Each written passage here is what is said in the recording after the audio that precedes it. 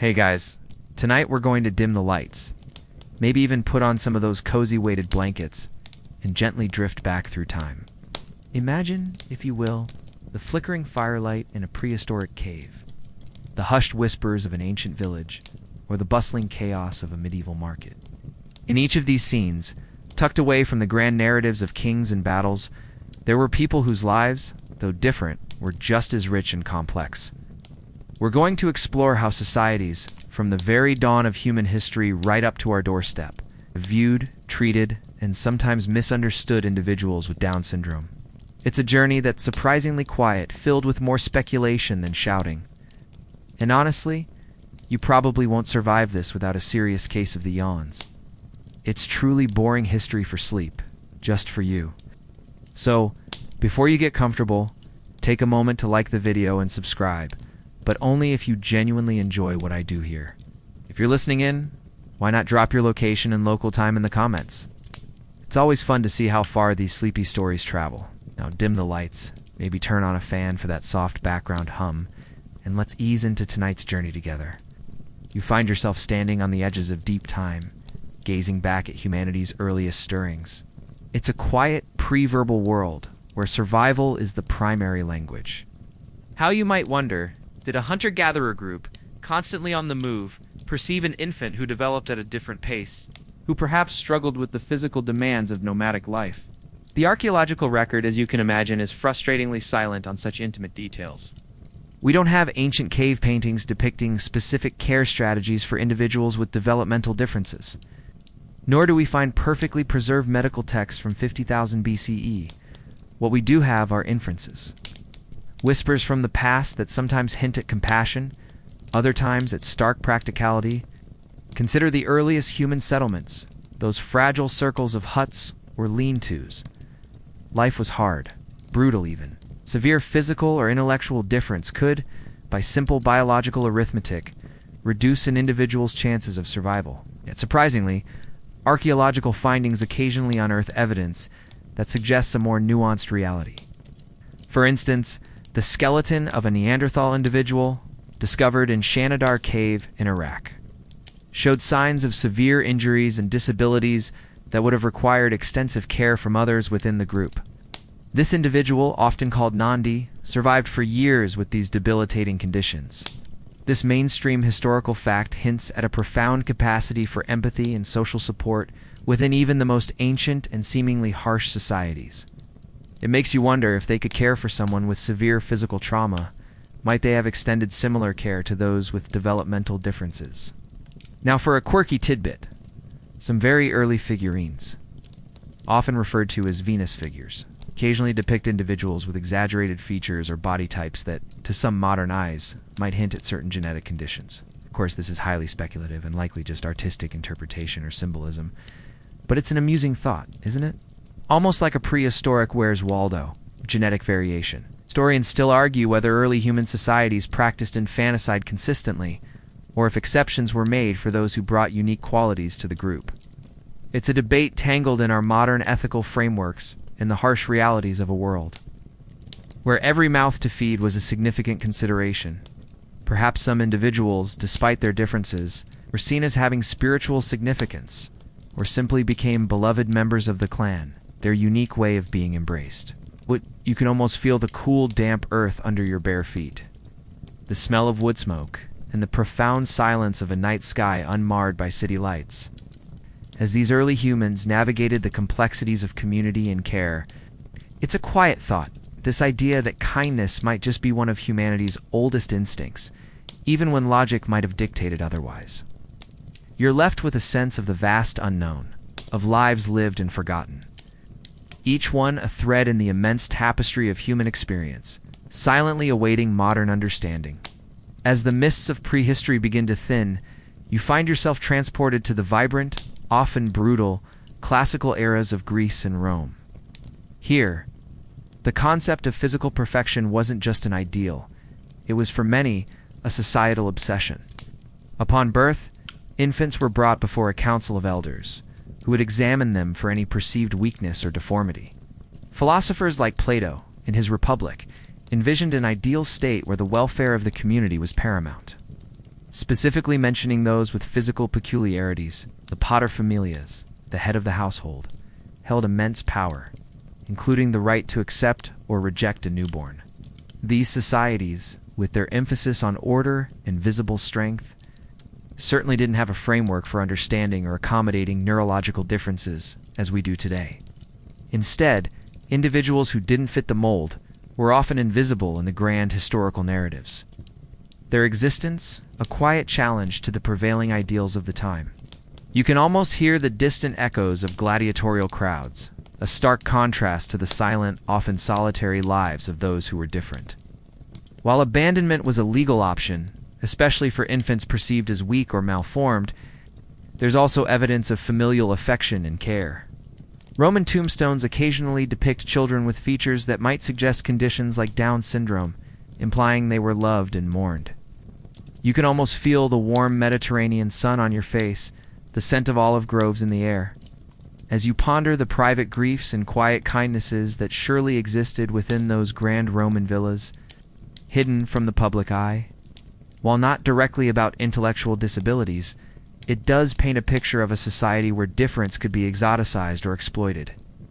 A rather uncomfortable form of celebration, wouldn't you agree? It's like the ancient world's version of a reality show, but with far more problematic implications.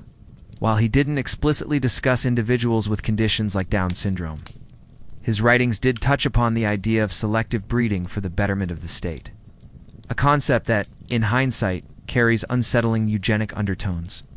You could almost hear the soft rustle of philosophers' cloaks in the agora, debating the perfect society, perhaps overlooking the very real, imperfect people walking among them.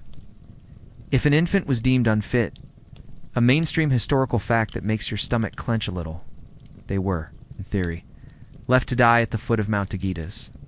Now, historians still argue whether this practice was as widespread and ruthless as Plutarch, our main source, suggests, or if it was more nuanced, perhaps involving abandonment rather than direct killing, or if it only applied to severe deformities. The debate lingers, a shadow over the Spartan legacy, but the mere existence of such a concept tells you something profound about the value placed on physical capability. Think of the gleaming white marble statues, the athletic prowess celebrated in the Olympic Games, the philosophical discussions about the ideal human form. In such a culture, how were individuals who deviated from these perceived norms treated? It's a question that brings with it a certain chill, a recognition that not all historical lenses are tinted with the rose-colored hue of modern compassion. In ancient Sparta, a society famously focused on military strength and physical prowess, the newborn was subjected to a rather chilling inspection. Across the Aegean, in Athens, the intellectual heart of ancient Greece, the approach was perhaps less overtly brutal, but still far from what we would consider inclusive. Now for a quirky tidbit that might make you chuckle nervously. The Roman satirist Juvenal, in one of his more cynical moments, actually grumbled about how people would buy expensive monstrous slaves for entertainment. The treatment of children with differences in Roman society was predictably a mixed bag. So, while the classical world glorified physical and mental ideals, the lived reality was likely far more complex, a blend of harsh societal pressures and individual human compassion. Leaving behind the sun-drenched amphitheaters and philosophical debates of the classical world, you now step into the hushed, often shadowed, realm of the European Middle Ages. This was a time dominated by faith, feudalism, and a profound sense of the sacred and the profane. How, you might wonder, did a society steeped in religious doctrine, where miracles and divine judgment were daily considerations, perceive those born with noticeable differences? The answer, like much of the medieval period, is a complex tapestry woven with threads of both compassion and profound superstition. Monasteries, those isolated havens of prayer and scholarship, often played a surprisingly multifaceted role in caring for the vulnerable. It's a mainstream historical fact that many monasteries and convents served as rudimentary hospitals and refuges for the sick, the poor, and the infirm, long before formal medical institutions existed. Within their thick stone walls, individuals who might otherwise have been abandoned could find shelter, food, and a degree of care. You can almost smell the beeswax candles and old parchment as you imagine monks and nuns tending to those in need, their actions guided by Christian charity. While they wouldn't have understood the genetic basis of Down syndrome, their commitment to charitable works often extended to all who appeared in need, regardless of the cause of their infirmity. However, this wasn't a uniformly enlightened age. A pervasive belief in divine intervention meant that any deviation from the norm could be interpreted in myriad ways. A child born with significant differences might be seen as a changeling, a mischievous fairy left in place of a human infant, or even as a sign of divine displeasure or demonic influence. This quirky tidbit, found in various folk tales and superstitions, paints a rather unsettling picture of fear and misunderstanding that coexisted with Christian charity.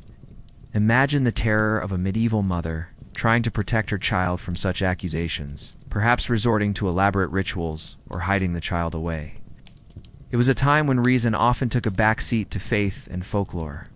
Historians still argue whether medieval society was inherently more accepting of difference due to religious doctrine, or if practical concerns and widespread ignorance simply meant less institutionalized prejudice.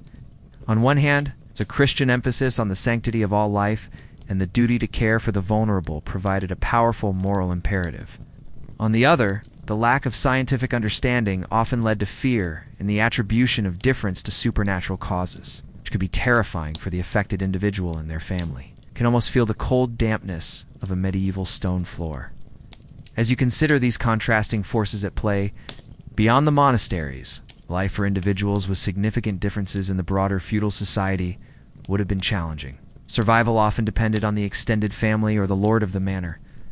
In agricultural communities, a person's value was often tied to their physical ability to contribute to labor.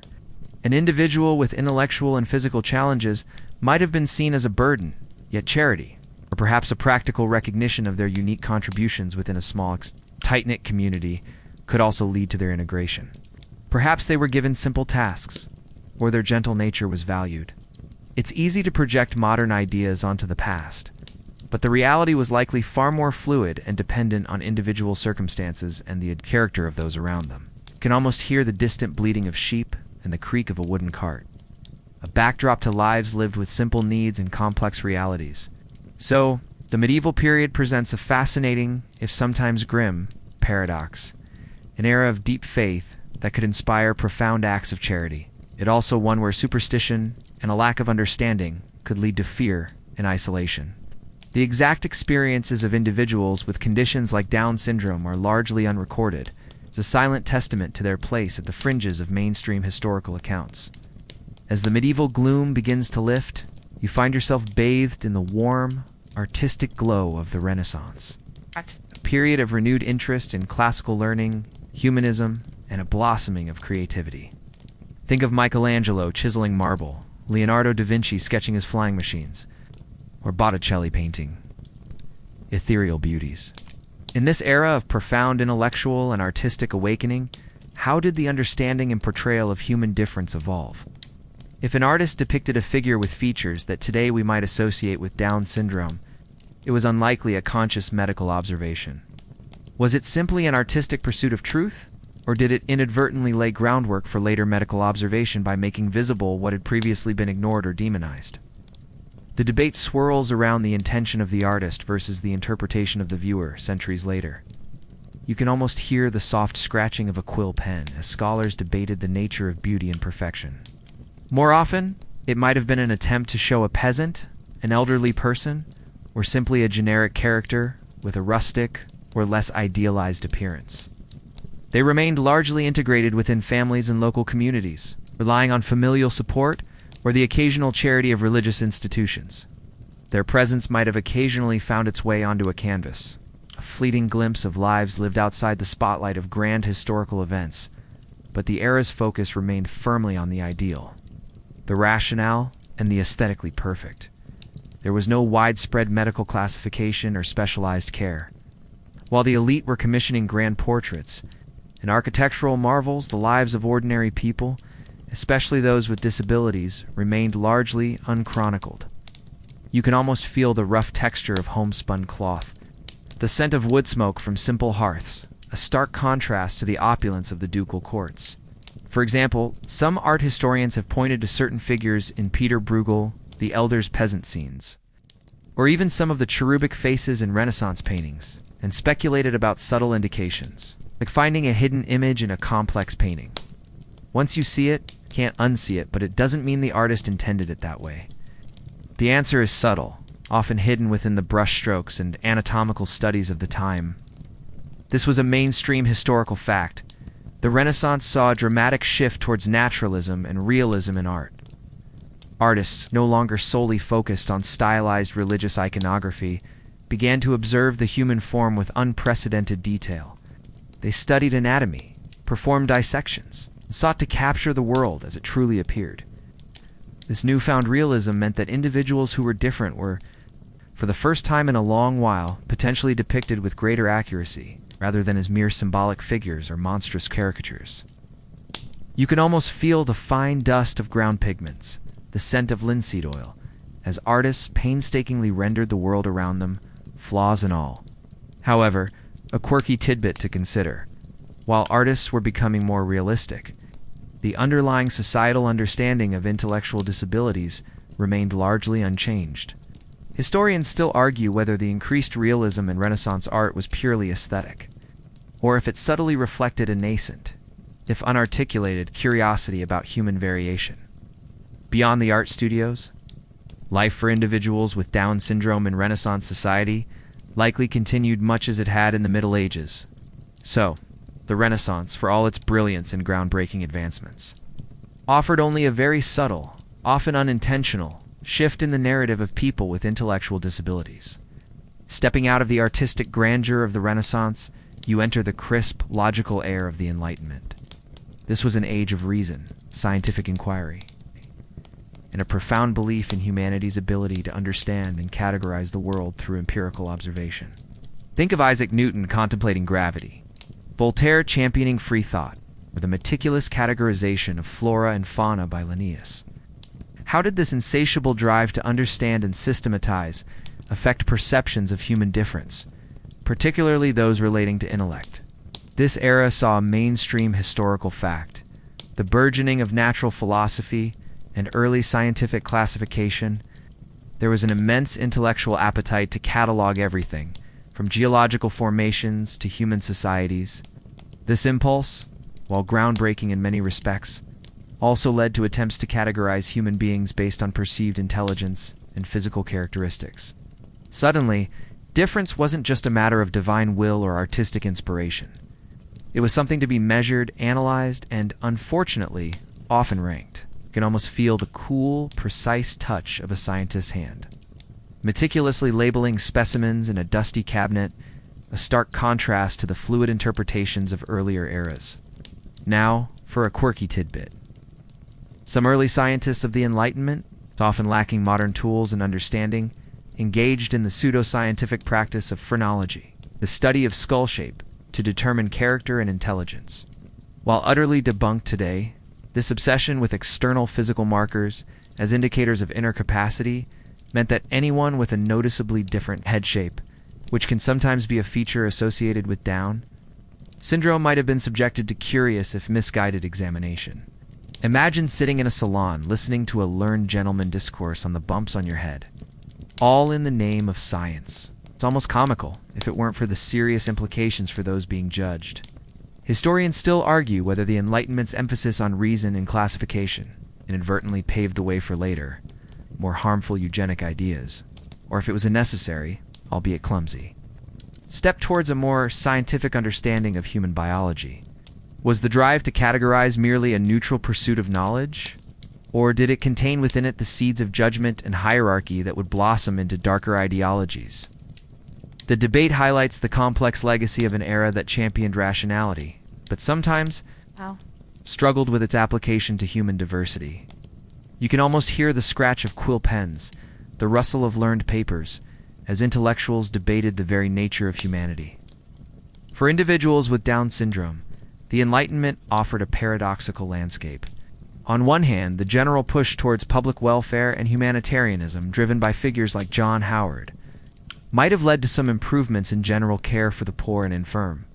On the other hand, the increasing emphasis on rationality and intellectual capacity meant that those who didn't conform to these ideals might have been viewed as defective or degenerate in a new scientific sense, rather than just as unfortunates.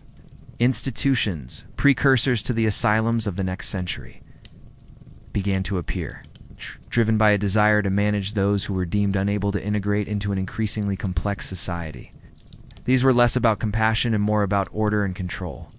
So while the Enlightenment brilliantly illuminated many corners of human knowledge, its rigorous desire to categorize and understand often left individuals with intellectual disabilities in a curious limbo scene through a new scientific lens, yet still profoundly misunderstood and increasingly set apart from the norm.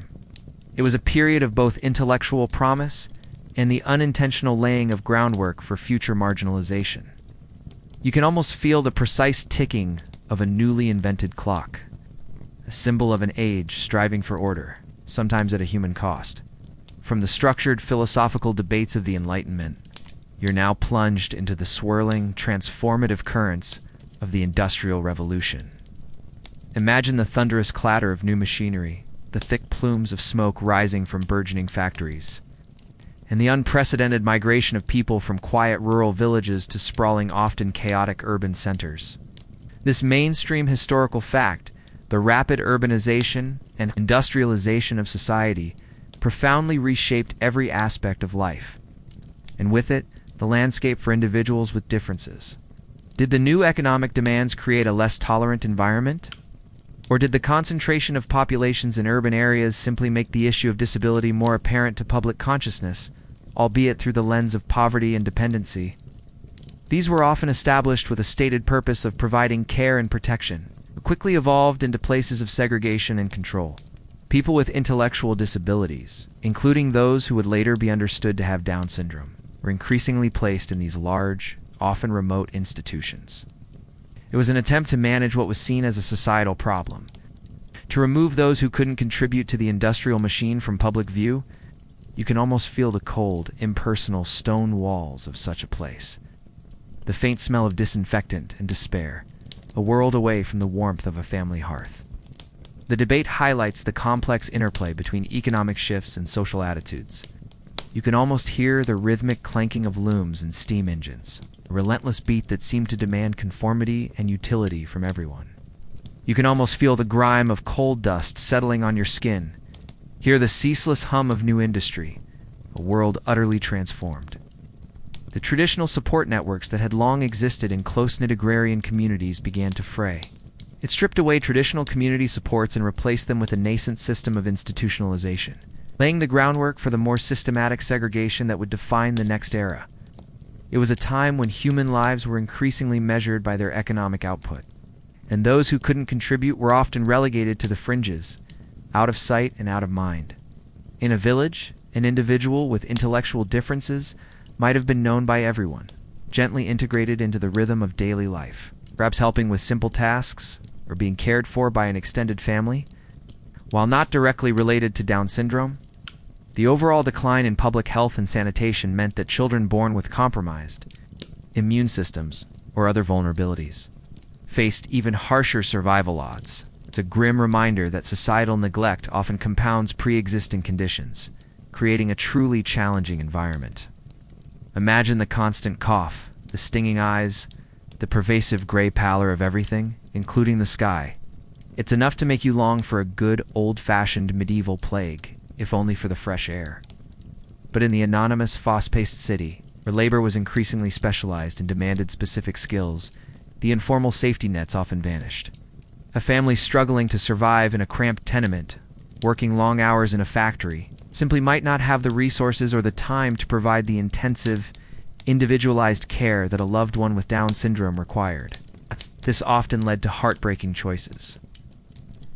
Now, for a quirky tidbit, the very air quality in these burgeoning industrial cities was atrocious, filled with soot and fumes. Historians still argue whether the Industrial Revolution, with its emphasis on efficiency and productivity, led to an increase in the marginalization of people with disabilities, or if it simply exposed existing societal weaknesses in a new, more visible way.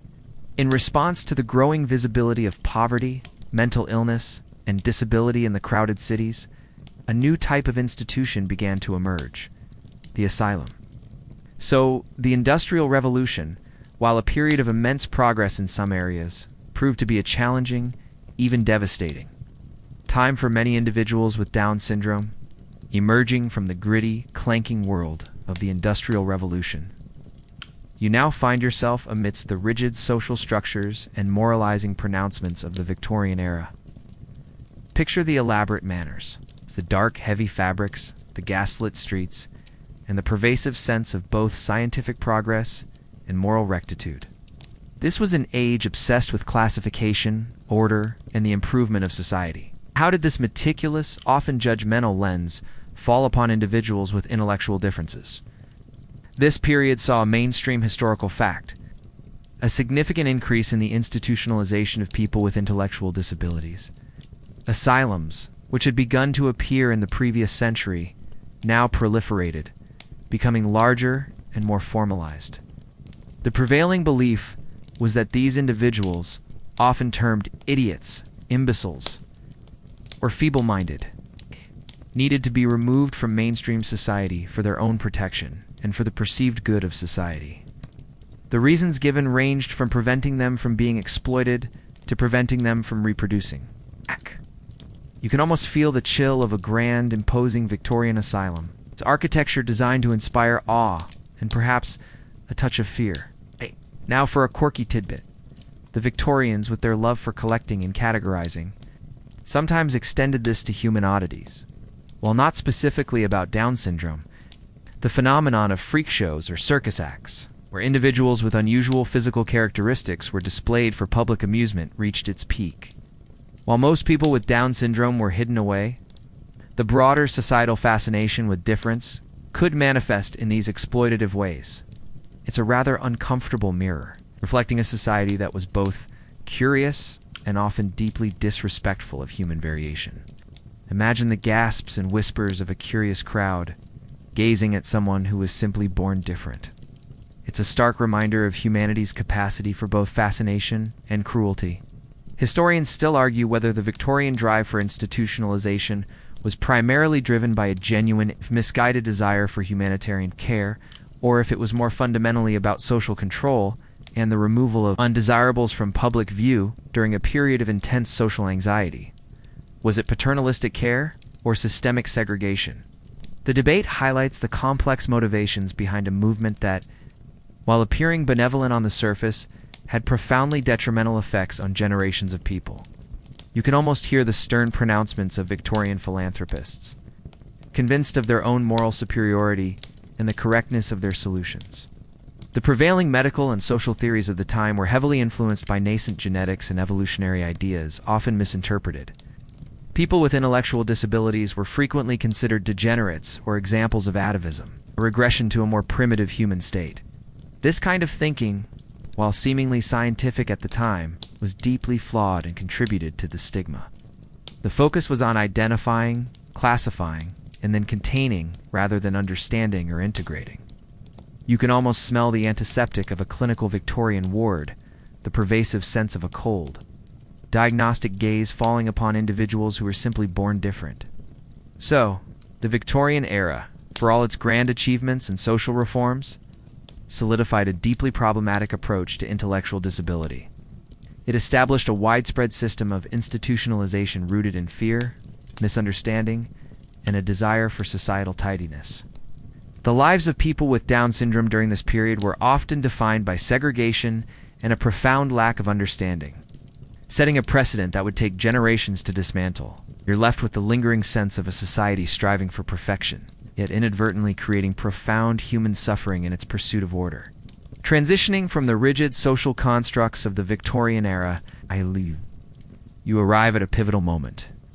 A quiet yet profoundly impactful mainstream historical fact.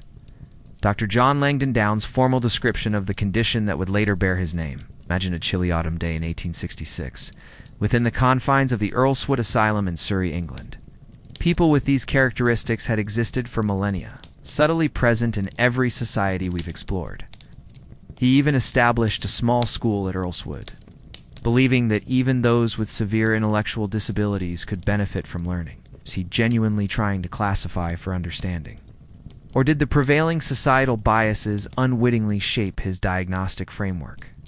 The debate highlights the complex and often uncomfortable intersection of early medical science and prevalent social attitudes. He gave a name to a previously unnamed collection of traits, bringing a group of individuals from the shadows of generic idiocy into the nascent light of medical classification. It was the moment when a distinct condition, now known globally as Down syndrome, officially entered the medical lexicon, setting the stage for decades of further inquiry and eventually a much deeper, more accurate understanding. You can almost feel the cool clinical air of the asylum ward, filled with a quiet murmur of patients as these early diagnoses were being formed. It's a fascinating paradox. A man who inadvertently gave a name to a condition using a deeply flawed racial theory, yet who also championed compassionate care and education. It shifted the understanding of intellectual disability from a purely moral or spiritual failing to a recognizable medical condition, even if the precise cause remained unknown for nearly another century. His observations, though ethnically misguided, provided a foundation upon which future, more accurate scientific discoveries could be built. For the first time, individuals who shared these characteristics could be discussed as a distinct group, opening the door for focused study and eventually specialized care. You can almost see the dim gaslight reflecting off the pages of his published paper, a quiet spark in the vast darkness of medical ignorance. It's like discovering that the same person who invented the stapler also believed the moon was made of cheese. A bit of a mixed bag, wouldn't you say? But Down was the first to systematically group a collection of physical traits and intellectual patterns, giving the condition a name, and in doing so, bringing it into the realm of medical discourse. He published his observations in a paper titled Observations on an Ethnic Classification of Idiots, where he described a group of patients who shared a similar type that he unfortunately, and now controversially, linked to the Mongolian race. You can almost hear the scratch of his pen on paper, the rustle of his notes, as he laid the groundwork for future understanding.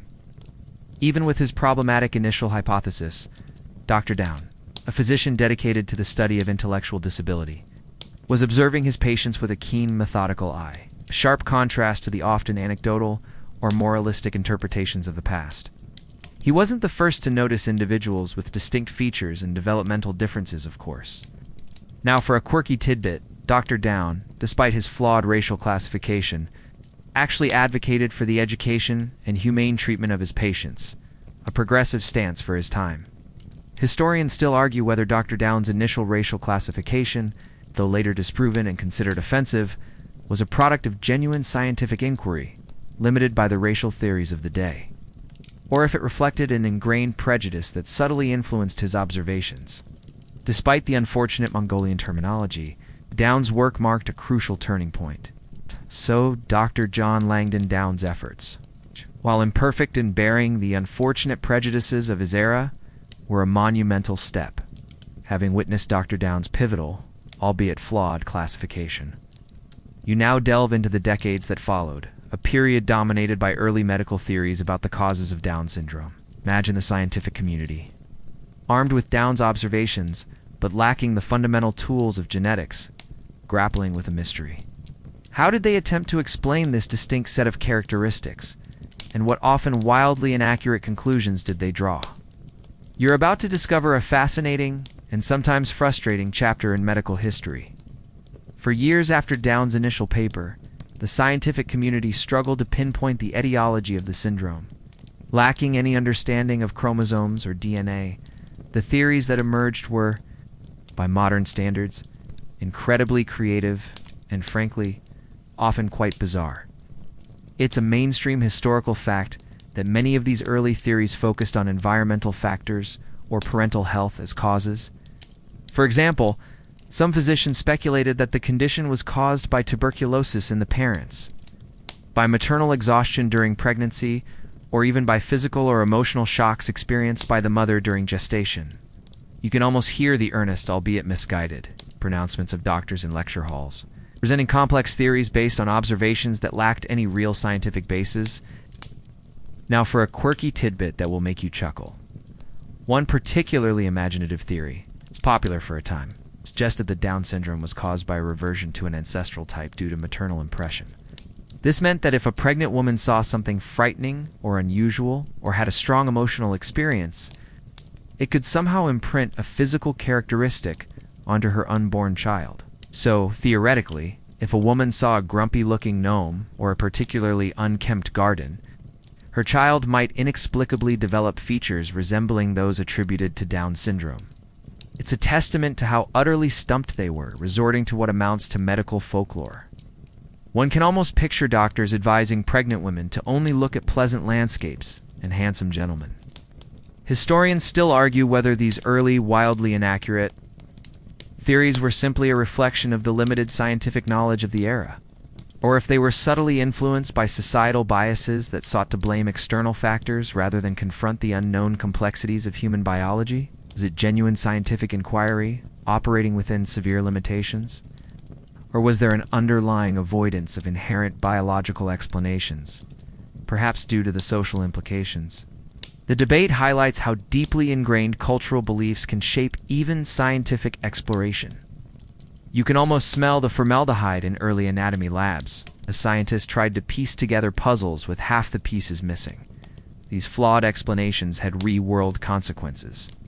Parents were often given vague and unhelpful advice, sometimes even blamed for their child's condition. Without a true understanding of the genetic basis, there was no possibility of prevention or specific medical intervention beyond general care. The focus remained on classification and often institutionalization, as the prevailing belief was that these individuals simply couldn't be cured or significantly helped. The lack of understanding only reinforced the stigma, as the condition remained shrouded in mystery and misattribution. You can almost feel the quiet despair of parents seeking answers, only to be met with theories that offered no real hope or clarity.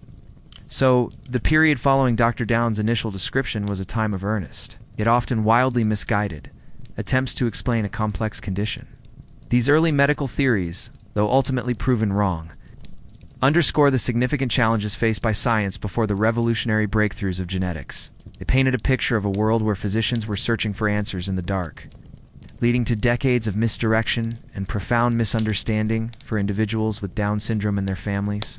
From the curious, if misinformed, medical theories of the late 19th century, you are now transported into one of the darkest and most chilling chapters of human history, the eugenics movement.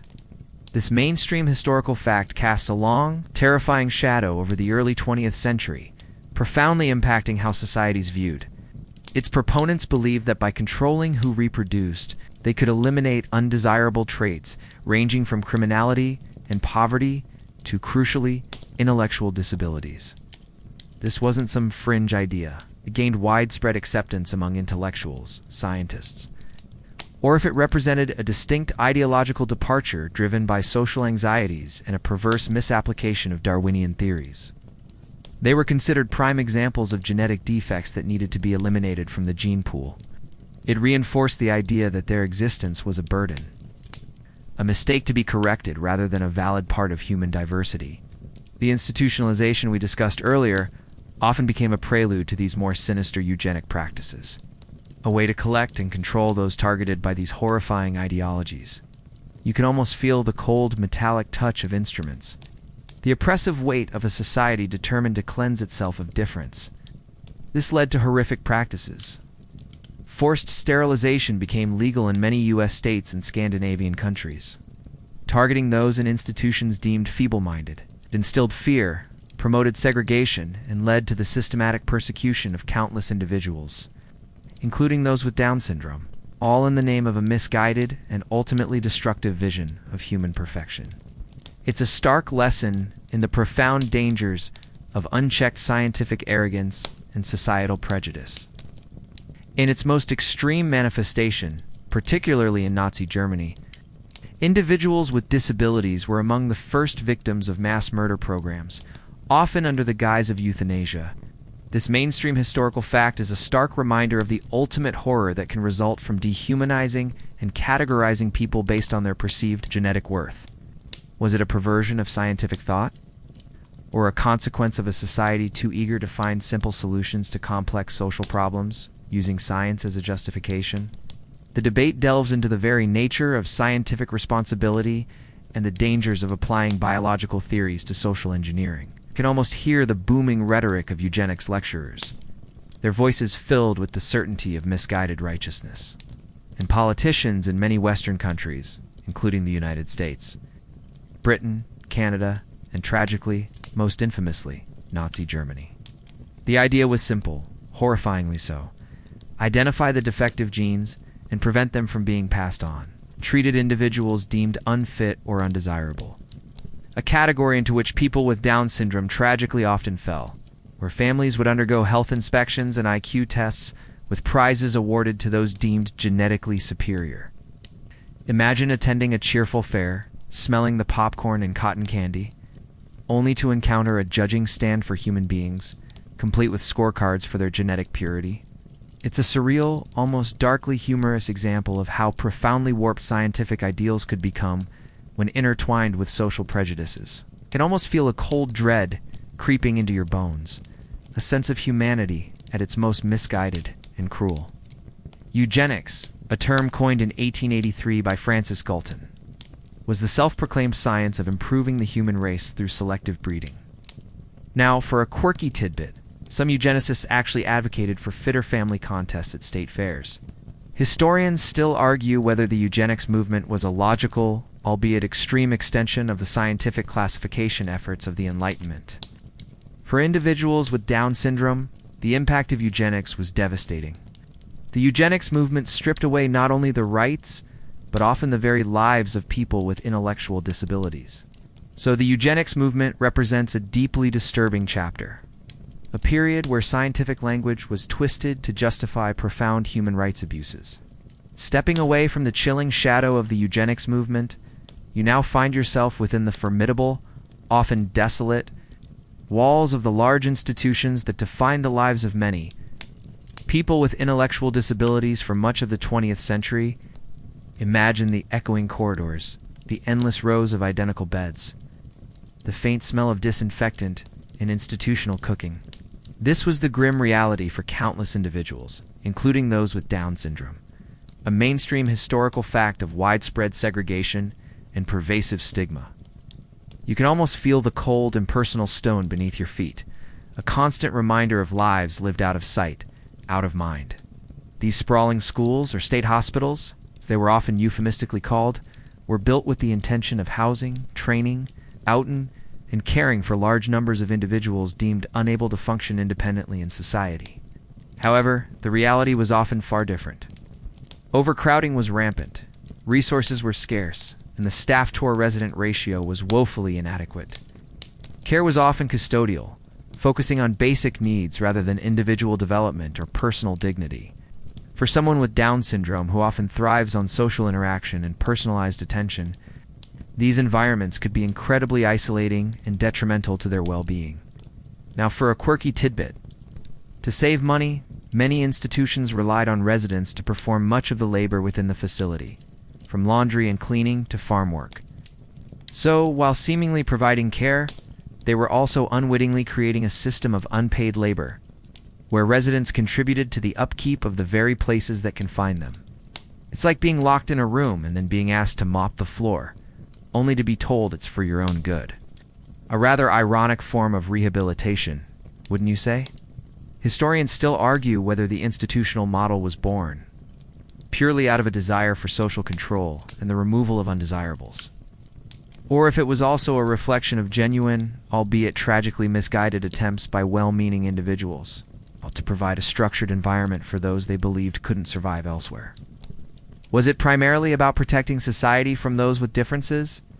Or was it an attempt to protect individuals with differences from a society they couldn't navigate? The debate highlights the complex and often conflicting motivations behind these large-scale residential facilities. You can almost hear the monotonous drone of daily routines, the clatter of trays, a life lived by the clock, not by individual choice. Life within these institutions was characterized by a profound lack of autonomy and personal choice. Residents wore identical clothing, followed strict schedules, and had little contact with the outside world. Education was minimal, if it existed at all, and opportunities for social development or meaningful activities were severely limited. The stigma associated with being institutionalized was immense, often leading families to keep their loved ones' presence there a secret, further reinforcing the isolation. You can almost feel the quiet despair, the crushing weight of uniformity, the longing for a life that was tantalizingly out of reach. For individuals with Down syndrome, whose unique strengths and personalities were entirely overlooked in such environments, institutionalization meant a life far below their potential. They were often grouped indiscriminately with individuals with severe mental illness or profound physical disabilities, regardless of their individual needs or capabilities. The very architecture of these places, designed for efficiency and control, robbed residents of personal space, privacy, and individuality. So, this era of large-scale institutionalization represents a period of profound marginalization and systematic neglect for people with intellectual disabilities, including those with Down syndrome.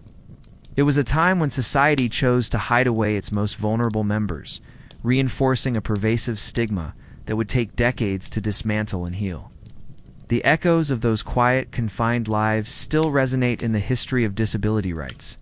Having explored the often grim reality of institutional life, you now shift your focus to the quiet, yet profound struggles faced by parents of children with Down syndrome during this challenging historical period. Imagine a young couple in the mid-20th century, holding their newborn filled with the usual hopes and dreams only to be met with a doctor's hushed words.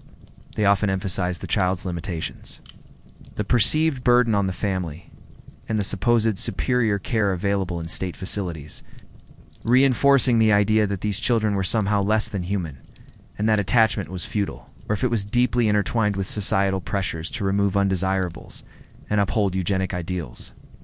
Was it paternalistic care, or a subtle form of societal coercion? Their stories, often untold, are a testament to incredible resilience and the enduring power of family bonds in the face of overwhelming societal pressure. The limited options and immense stigma they faced underscore the urgent need for the changes that would eventually come. The debate highlights the profound ethical questions surrounding medical authority and parental autonomy in an era of scientific ignorance and pervasive prejudice. You can almost hear the ticking of a grandfather clock in a silent, sorrowful home, as families grappled with these momentous, lonely choices. It's a truly heartbreaking example of how ignorance and fear were peddled as medical wisdom, designed to make the painful decision of relinquishment seem more palatable. They faced a profound lack of resources, from specialized medical care to educational opportunities. Schools often refused admission, and community services simply didn't exist. The financial burden was significant, and the emotional toll immeasurable. They often experienced social isolation, as friends and even family members struggled to understand or cope with the differentness of their child. These families were pioneers, often unknowingly, in the fight for acceptance and inclusion, simply by choosing love over societal pressure. You can almost feel the calloused hands of a mother, tirelessly caring for her child, her love of fierce private defiance against a world that wanted to forget them. Imagine being told your own child was incapable of loving you back. It's enough to make your heart ache, even across the centuries. This created an impossible dilemma for parents: follow medical advice and societal norms, or defy them and face an unknown future with limited resources and profound societal stigma. There were no parent support groups, no early intervention programs, no readily available information. It's just a stark choice. A diagnosis delivered with a heavy sigh, and the prevailing societal recommendation: put them away. This was a mainstream historical fact. Parents were routinely advised, often immediately after birth, to institutionalize their child, effectively severing ties for life. You can almost feel the crushing weight of that advice, the silent tears shed in hospital rooms, the agonizing decisions made under immense pressure and without adequate support. The medical community, largely lacking a true understanding of Down syndrome and influenced by eugenic thinking, frequently presented institutionalization as the only or best option. Now for a quirky tidbit that reveals the depth of misinformation. Some doctors actually told parents that their child would not recognize them or would not feel love. Historians still argue whether the medical advice to institutionalize was primarily driven by a genuine, albeit mistaken, belief in what was best for the child given the prevailing knowledge. For those parents who chose to keep their child at home, the challenges were immense. So, this period represents a time of profound emotional struggle for parents. Caught between professional advice, steeped in ignorance and prejudice, and their own innate love for their child. Leaving the intimate struggles of families behind, you now confront a period of immense global upheaval. The World Wars. Imagine the roar of aircraft overhead, the crackle of radio static delivering grim news, and the pervasive sense of fear and uncertainty that gripped nations. This was a mainstream historical fact. These monumental conflicts, particularly World War I and World War II, consumed global attention and resources, often pushing the needs and very existence of vulnerable populations, including those with Down syndrome, further into the shadows. You can almost feel the tension in the air, the collective anxiety as societies focused on survival. During wartime, national priorities shift dramatically. Resources are diverted to the war effort. Manufacturing weapons, feeding troops, treating the wounded, social welfare programs, if they existed at all, were often curtailed or entirely neglected. For people with intellectual disabilities who were already marginalized, this meant an even greater degree of neglect and reduced access to what limited care or support was available. Institutions, already overcrowded and understaffed, faced even more severe shortages of food, medical supplies, and trained personnel. The lives of residents, already precarious, became even more so. Now for a quirky tidbit. During wartime, some institutions experienced a strange paradox. While resources dwindled, the overall workforce also shifted, with many male staff members being conscripted into military service. This sometimes led to women taking on new roles within these institutions, occasionally bringing a different, perhaps more nurturing approach to care, simply out of necessity. It's a small, almost imperceptible shift in a sea of hardship, like finding a tiny flower blooming in a bomb crater, offers a fleeting glimpse of unexpected adaptation amidst the chaos. Historians still argue whether the neglect of people with disabilities during wartime was a regrettable but unavoidable consequence of national emergency, or if it was an active reinforcement of their perceived low value, revealing a deeper societal prejudice that the crisis merely exposed. Did the exigencies of war truly necessitate such widespread neglect, or did it provide a convenient excuse for further marginalization? The debate grapples with the ethics of resource allocation during times of crisis and the inherent biases that can resurface under pressure. You can almost hear the frantic urgency of wartime broadcasts, urging sacrifice from all, often forgetting those who had little to give. The most horrific consequence of this societal devaluation, particularly during World War II, came from the eugenics-infused ideology of Nazi Germany. As we touched on earlier, people with disabilities were among the first targets of the regime's systematic extermination programs, known as Action T4. Children and adults with intellectual disabilities, including those with Down syndrome, were deemed life unworthy of life, and murdered in horrifying numbers, often in the very institutions meant to care for them. This mainstream historical fact is a chilling reminder of the ultimate horror that can ensue when eugenic theories are combined with state power and wartime chaos. It stands as a stark testament to the profound vulnerability of those already deemed different. Even in countries not directly involved in such atrocities, focus on national survival meant that the needs of people with disabilities were simply not a priority. Their stories, already hidden within institutions or private homes, became even more invisible amidst the grand narratives of global conflict and heroism. You can almost feel the distant rumble of artillery fire, the sense of a world consumed by its own destructive impulses, inadvertently or deliberately, leaving its most vulnerable behind. So, the World Wars represent a period of profound tragedy for individuals with Down syndrome, characterized by neglect, increased hardship, and, in the most extreme cases, systematic extermination. The global focus on military conflict overshadowed humanitarian concerns, revealing the fragility of societal compassion when faced with immense pressure. It's a sobering reminder of how easily the vulnerable can be forgotten or actively targeted when humanity loses its way. Emerging from the long, dark shadow of the World Wars, you sense a subtle shift in the global atmosphere. The immediate post-war era, while still grappling with immense reconstruction and geopolitical tensions, also ushered in a period of introspection and a slow, cautious questioning of the status quo regarding social welfare and human rights. Imagine the dust settling on ruined cities, the veterans returning home, and a quiet but persistent whisper of change beginning to stir. This was a mainstream historical fact. The post-war period saw the initial tentative seeds of human rights movements beginning to take root internationally, profoundly influencing perspectives on disability. Or if it was also influenced by practical concerns like the high cost of maintaining large, often inefficient institutions.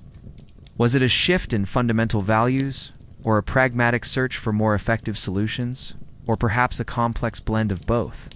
The widespread revulsion against eugenics, coupled with a nascent human rights consciousness, began to chip away at the long-accepted notions of segregation and institutionalization. It was a period of slow awakening, quiet turning point, where the profound societal questions of the preceding decades finally started to demand answers, paving the way for the advocacy and breakthroughs that would follow. The debate highlights the multifaceted forces that drive social change. You can almost hear the quiet hum of early television sets, broadcasting images of a world cautiously piecing itself back together, while new ideas slowly, tentatively took hold. Oh. You can almost feel the collective sigh of relief as the world stepped back from the brink, and the cautious optimism for a better future.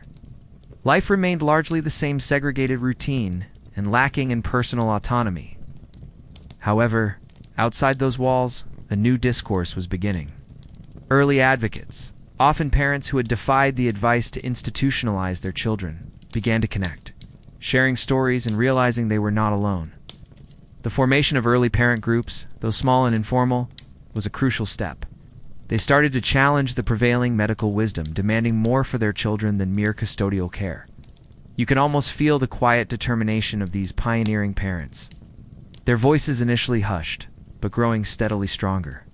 The horrors of the war, particularly the atrocities committed by the Nazi regime, forced a profound reevaluation of concepts like racial purity and life unworthy of life. The very idea of eugenics, which had been disturbingly mainstream before the war, now became deeply tainted by its association with Nazi ideology. This intellectual shift, though slow to translate into direct action, created a crucial opening for challenging the existing societal treatment of marginalized groups, including people with intellectual disabilities. It was no longer acceptable to openly advocate for the elimination of undesirables. Now for a quirky tidbit, returning soldiers, many of whom had experienced profound trauma and witnessed immense suffering, sometimes brought back a new perspective on human vulnerability and resilience. While not directly about Down syndrome, the sheer scale of war-related injuries and psychological scars meant that disability, in many forms, became more visible and less easily dismissed. It was a societal realization that vulnerability could touch anyone, which, in a strange way, might have subtly softened some hardened attitudes. It's like finding an unexpected thread of empathy woven into the grim tapestry of post-war recovery. Historians still argue whether the post-war questioning of institutionalization and segregation was primarily a moral awakening driven by the repudiation of eugenics for individuals with Down syndrome still living in institutions. Immediate changes were minimal. So, the post-war shifts, while not immediately revolutionary for people with Down syndrome, planted vital seeds of change. From the quiet introspection of the post-war era, you now witness the hesitant but resolute emergence of advocacy beginnings. Imagine scattered groups of parents, often isolated and feeling utterly alone, beginning to find each other. Their shared experiences forging a powerful, if initially quiet, movement. This was a mainstream historical fact. The 1950s and 1960s saw the formation of the first parent-led organizations dedicated to supporting individuals with intellectual disabilities, including Down syndrome. You can almost feel the nervous energy, the hesitant hope, as these early voices began to rise, daring to challenge decades of ingrained prejudice and medical advice. These pioneering parents were driven by a profound love for their children and a deep dissatisfaction with the limited, often demeaning options available to them. They were tired of the advice to institutionalize, tired of the lack of educational opportunities, and tired of the societal stigma. Their initial efforts were grassroots, often involving informal meetings in living rooms, sharing information, and offering emotional support to one another. These gatherings were crucial for validating their experiences and building collective strength. It was a recognition that to enact change, they needed to unite. Now, for a quirky tidbit. Some of these early parent groups started by simply gathering and sharing old-school textbooks or teaching materials, trying to adapt them for their children at home, often with no formal training, was a desperate, almost ad hoc form of homeschooling. It's born purely out of necessity because the public school system largely refused to admit their children. Imagine the sheer determination of these parents, cobbling together lessons from whatever they could find. Often late at night after a full day of work and household chores, it was truly a do-it-yourself revolution of love and learning. Historians still argue whether these early advocacy efforts were primarily a natural outpouring of parental love and defiance, or if they were also subtly influenced by the broader civil rights movements. Gaining momentum in the mid-20th century, which championed equality and justice for all marginalized groups, was it a unique movement born from specific needs, or part of a wider tapestry of social change? The debate considers the interconnectedness of various social justice struggles. You can almost hear the soft murmur of conversations, gradually growing louder as these parents found their collective voice. These parent groups quickly realized that individual acts of defiance, while brave, were not enough. They needed to organize, to lobby, and to educate. They began to campaign for better educational opportunities, for more humane care in institutions, and for research into the causes and treatments of intellectual disabilities. They put a human face to the condition, challenging the abstract, often dehumanizing, medical classifications of the past. For the first time, individuals with Down syndrome were not just cases in an asylum, but beloved family members for whom parents were willing to fight fiercely. You can almost feel the determined grip of a parent's hand on a leaflet. A petition, a letter to a politician advocating for their child's inherent worth. So, the early advocacy movements, fueled by parental love and frustration, marked a critical turning point. They transformed the conversation around intellectual disability from one of quiet acceptance and segregation to one of demand for rights, inclusion, and dignity. These small, brave beginnings laid the essential groundwork for the scientific breakthroughs and massive policy changes that were just on the horizon, ultimately shattering the long-held silence surrounding Down syndrome. Having witnessed the courageous, nascent advocacy efforts of parents, you now arrive at a moment that would fundamentally alter the scientific understanding of Down syndrome forever. The monumental discovery of trisomy 21. Imagine a quiet laboratory in Paris in 1959. Far from the public eye, where a French geneticist named Mille Yoin was meticulously examining human chromosomes under a microscope. Leyoin's discovery was revolutionary because it shifted the understanding from vague external causes to a precise, identifiable genetic one. For decades, scientists mistakenly believed humans had 48 chromosomes. It was only in 1956 that it was correctly established that humans have 46 chromosomes in 23 pairs, an understanding of Down syndrome, or if the stigma persisted for decades, merely shifting its basis from blame to genetic defect. Finally, there was a concrete biological explanation for their child's condition. Removing the burden of guilt or self-blame that so many had carried, it provided a scientific basis for advocacy, moving the discussion from abstract pleas for kindness to concrete demands for genetic research, medical support, and appropriate educational strategies. It also led to the development of prenatal diagnostic tests, a development that would later bring its own complex ethical discussions. You can almost hear the hopeful murmur of parents finally understanding the why behind their child's differences. Did the scientific clarity directly translate into social compassion, or was there a long lag before the public caught up? It transformed Down syndrome from a mysterious, often misattributed condition into a clearly defined genetic anomaly. This breakthrough was the bedrock upon which all future progress would be built. From targeted medical care to inclusive education and a fundamental shift in how society understood and approached individuals with this unique genetic makeup.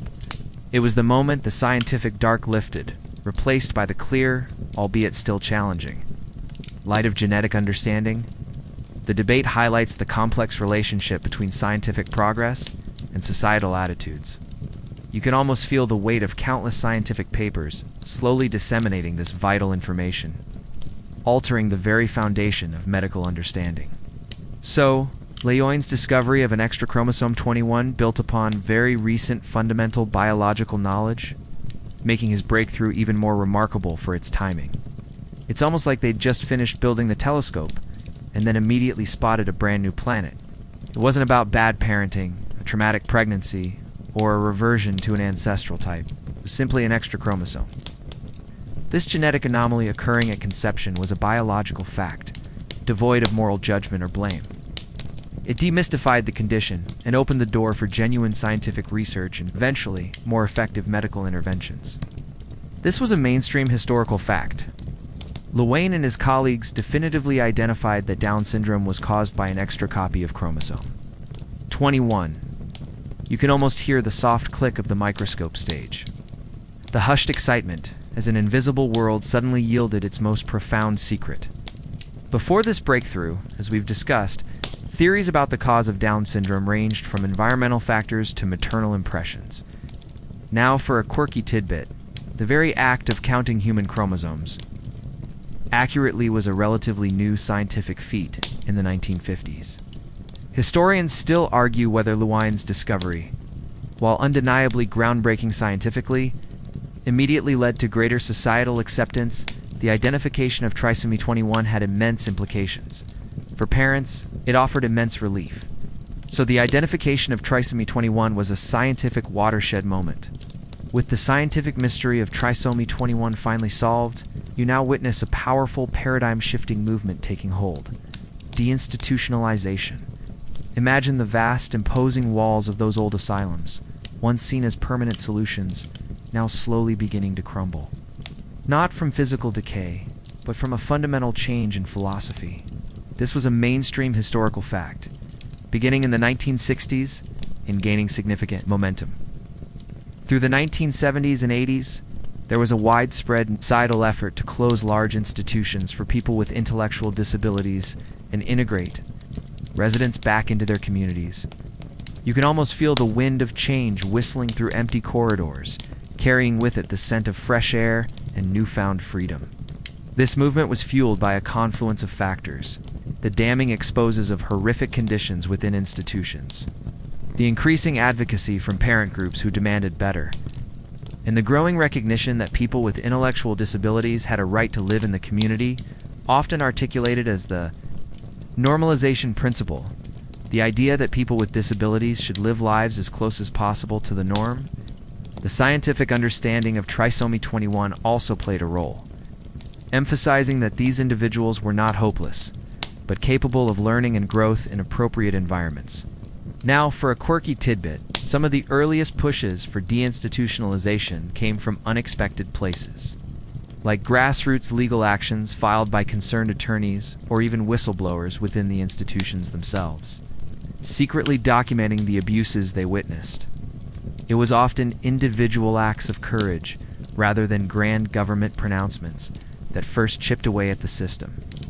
Imagine a quiet lawyer working tirelessly late into the night, building a case for human dignity against an entrenched system. It reminds you that sometimes the biggest changes start with just one person saying, "This is wrong." Historians still argue whether deinstitutionalization was primarily a victory for human rights and an acknowledgement of individual dignity, or if it was also partly driven by economic motives. As maintaining large institutions became increasingly expensive, was it a purely humanitarian endeavor, or a more pragmatic shift influenced by financial considerations? The debate explores the complex interplay between idealism and practicality in social policy. You can almost hear the passionate speeches of advocates, their voices ringing with conviction, demanding freedom and dignity for those long confined. The process of deinstitutionalization was predictably complex and often challenging. It wasn't simply a matter of opening the doors. It required developing new community-based services, including group homes, supported living arrangements, and vocational training programs for many individuals who had spent their entire lives institutionalized. The transition to community living was profound, sometimes difficult, but ultimately liberating. For families, it meant reuniting with loved ones, or in some cases, finally getting to know them outside the sterile confines of an institution. You can almost feel the hesitant steps of someone experiencing their first trip to a grocery store, their first taste of homemade food, their first truly personal space. While the movement was a massive step forward, it wasn't without its growing pains. Adequate community support was sometimes slow to develop, leading to concerns about individuals being released without sufficient resources. However, the overall trajectory was clear, away from segregation and towards integration. So, the deinstitutionalization movement represents a profound moral and societal shift. It challenged the deeply entrenched belief that people with intellectual disabilities belonged hidden away, began the arduous process of bringing them back into the fabric of everyday life. It was a testament to the power of advocacy, the changing understanding of human potential, and a crucial step towards a more inclusive society for individuals with Down syndrome. Having witnessed the doors of institutions begin to open, you now observe the first tentative steps towards early mainstreaming for individuals with Down syndrome. Imagine a child, perhaps dressed in Sunday best, walking into a regular public school classroom for the very first time. A revolutionary act in an era where segregated special education or institutionalization was the norm. Advocates argued that separating children based on disability denied them valuable learning experiences and social interaction with their non-disabled peers. The idea was that children learned best by being with other children, fostering mutual understanding and breaking down barriers.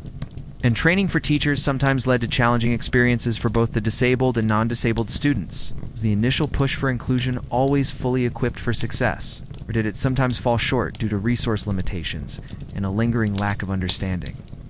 The debate acknowledges the complexities of implementing such a profound social change. You can almost hear the hesitant murmurs of parents and teachers discussing the pros and cons of this new, daring approach to education. It was a radical notion at the time, challenging decades of professional consensus that argued for specialized, separate environments.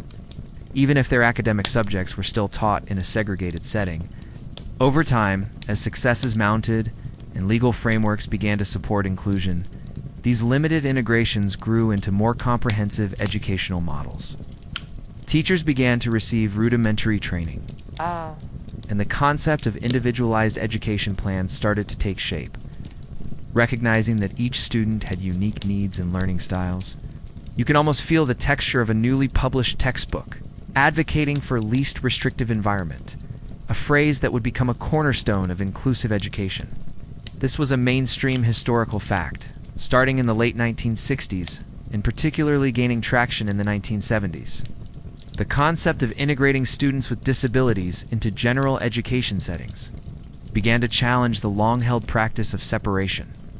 It was a bold step driven by advocacy and a burgeoning understanding of human potential that sought to bring individuals with Down syndrome out of the shadows of separate institutions and into the vibrant everyday life of the public school system.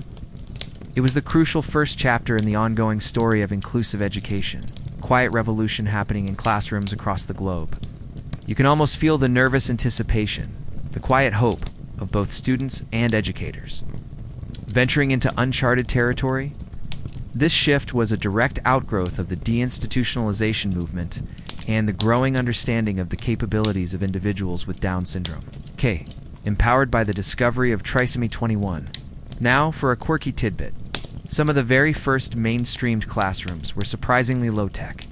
Lacking specialized materials or trained support staff, teachers often relied on their own ingenuity, adapting lessons on the fly, creating visual aids by hand, or enlisting the help of other students as peer tutors. It was a trial-and-error approach, often more art than science, driven by a belief in the child's potential. Imagine a chalkboard filled with colorful drawings and simplified diagrams, a testament to a teacher's dedication without a budget. It's a wonderful reminder that true innovation often comes from necessity and heart, not just high-tech solutions. Historians still argue whether early mainstreaming efforts were truly beneficial for all students with Down syndrome, or if the lack of adequate support, the early steps of mainstreaming, were often small and experimental. It might mean a student with Down syndrome attending art class, music class, or physical education with their non-disabled peers. So, early mainstreaming represented a significant philosophical departure from the segregation of the past. Building on the hesitant steps of early mainstreaming, you now witness a crucial and empowering development: the establishment of legal protections for people with disabilities. Imagine the quiet but determined rustle of papers in legislative chambers, the passionate testimonies of advocates, and the slow but steady grind of legal reform.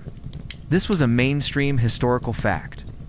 The 1970s and 80s, particularly in the United States, saw the passage of groundbreaking legislation that mandated rights and protections for individuals with disabilities, profoundly impacting the lives of people with Down syndrome. You can almost feel the collective breath held, waiting for justice to finally be codified into law. Before these laws, discrimination against people with disabilities was largely permissible and widespread. Children could be denied public education, adults could be denied employment, and access to public spaces could be restricted, all without legal recourse. The growing disability rights movement, energized by the civil rights movements of the 1960s, and empowered by the scientific understanding of Down syndrome and the deinstitutionalization efforts, began to demand legal recognition of their inherent human rights. Their argument was clear: disability was a dimension of human diversity, not a reason for discrimination or segregation.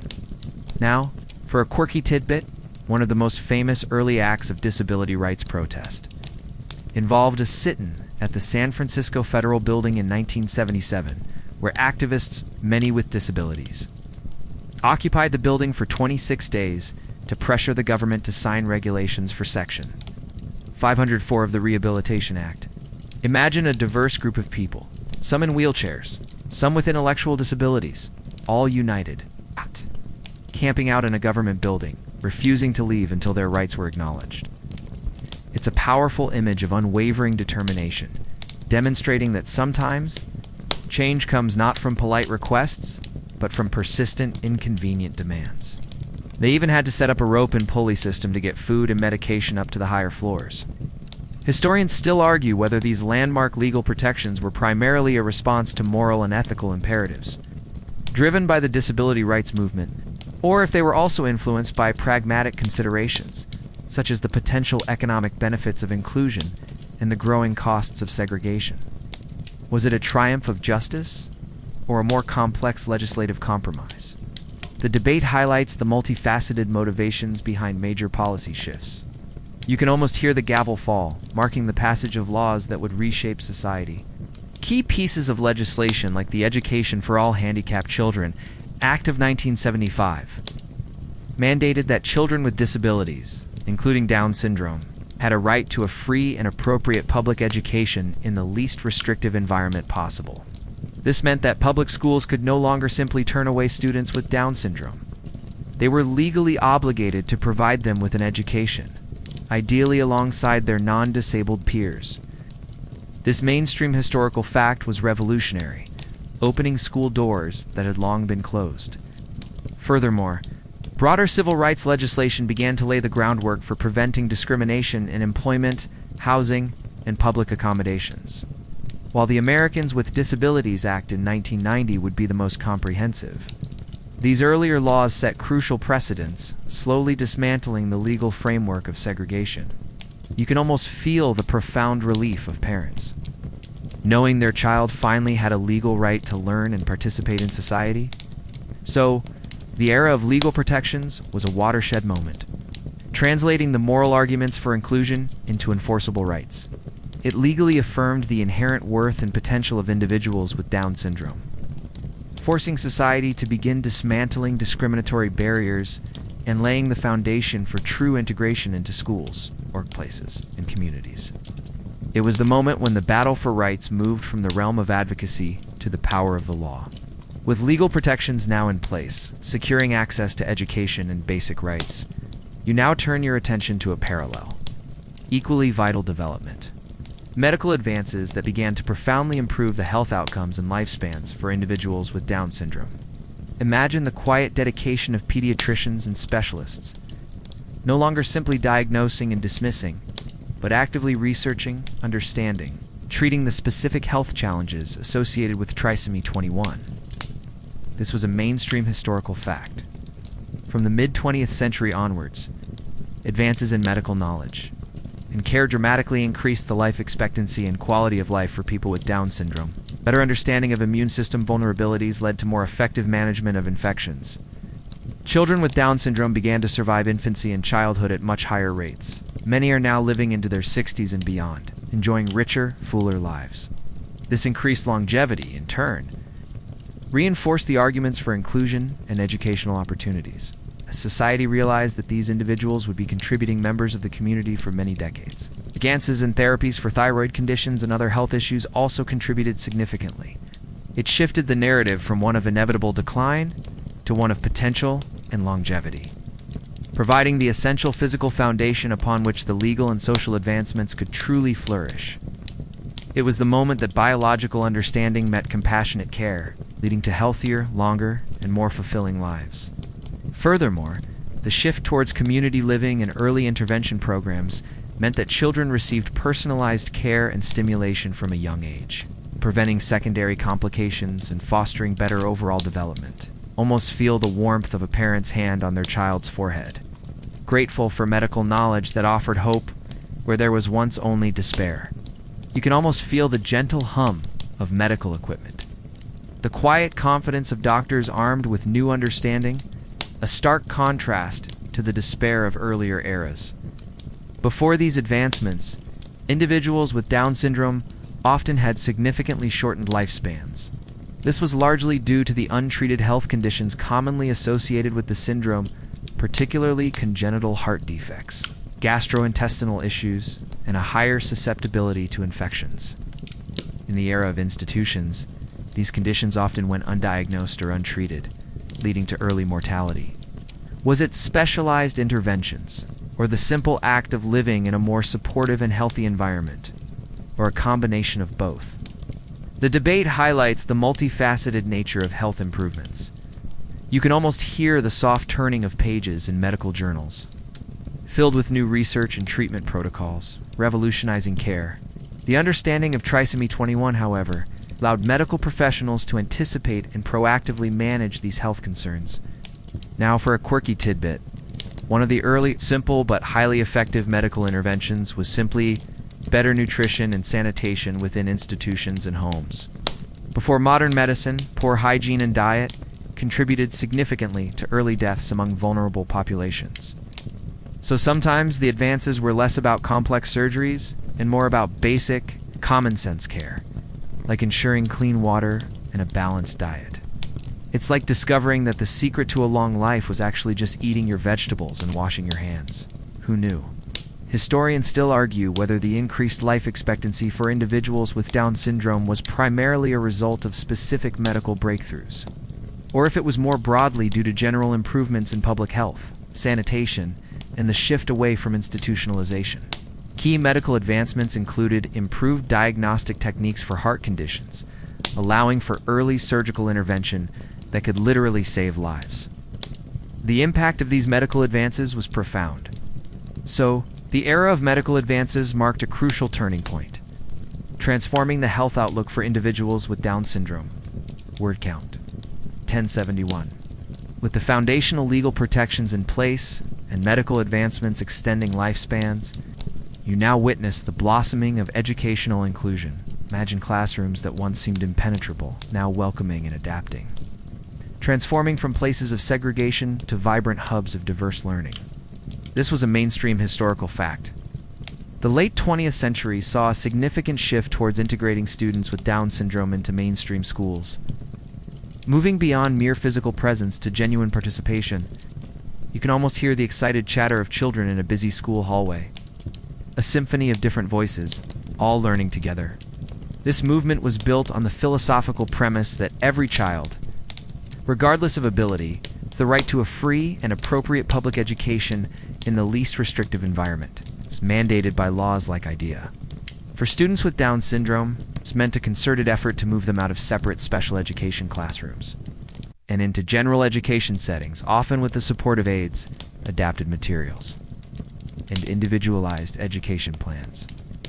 The belief was that exposure to non-disabled peers, the general curriculum, the social dynamics of a typical classroom, would foster greater development and better prepare them for adult life.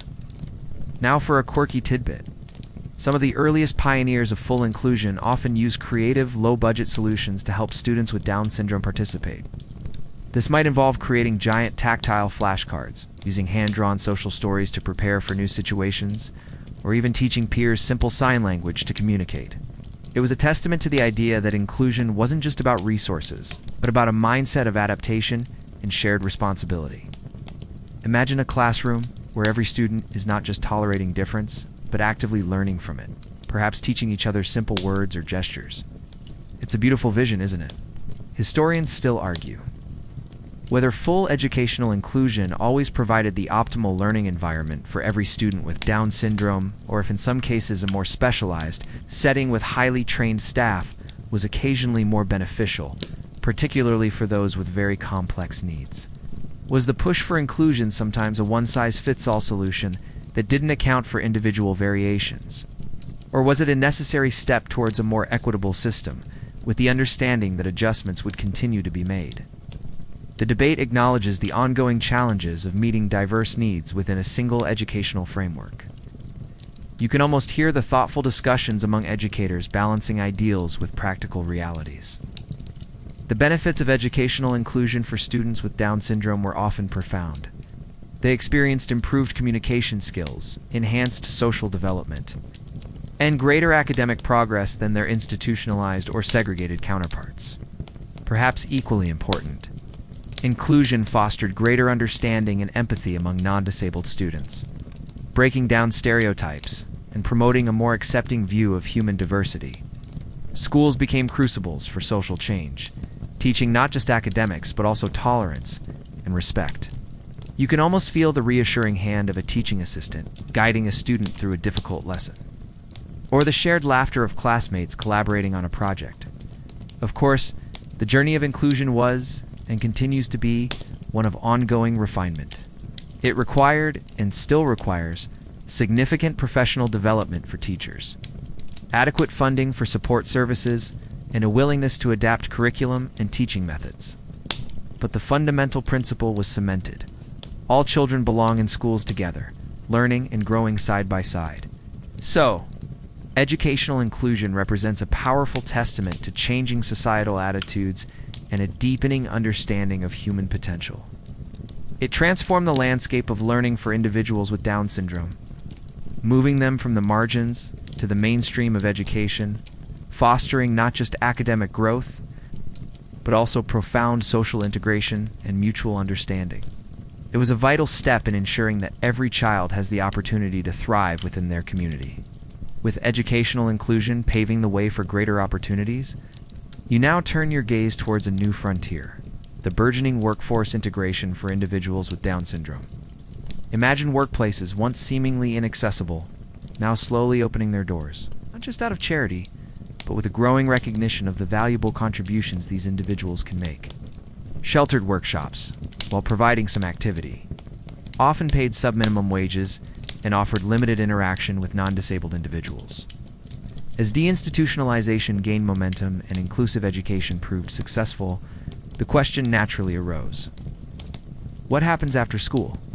Or if it was also influenced by economic factors, as businesses began to recognize untapped labor pools and the benefits of a diverse workforce, instead of expecting individuals to fit into existing job roles without assistance. The approach shifted to adapting the environment and providing the necessary scaffolding for success. It challenged deeply ingrained stereotypes about productivity and capability, demonstrating that individuals with Down syndrome are not only able to work but can be dedicated, valuable employees.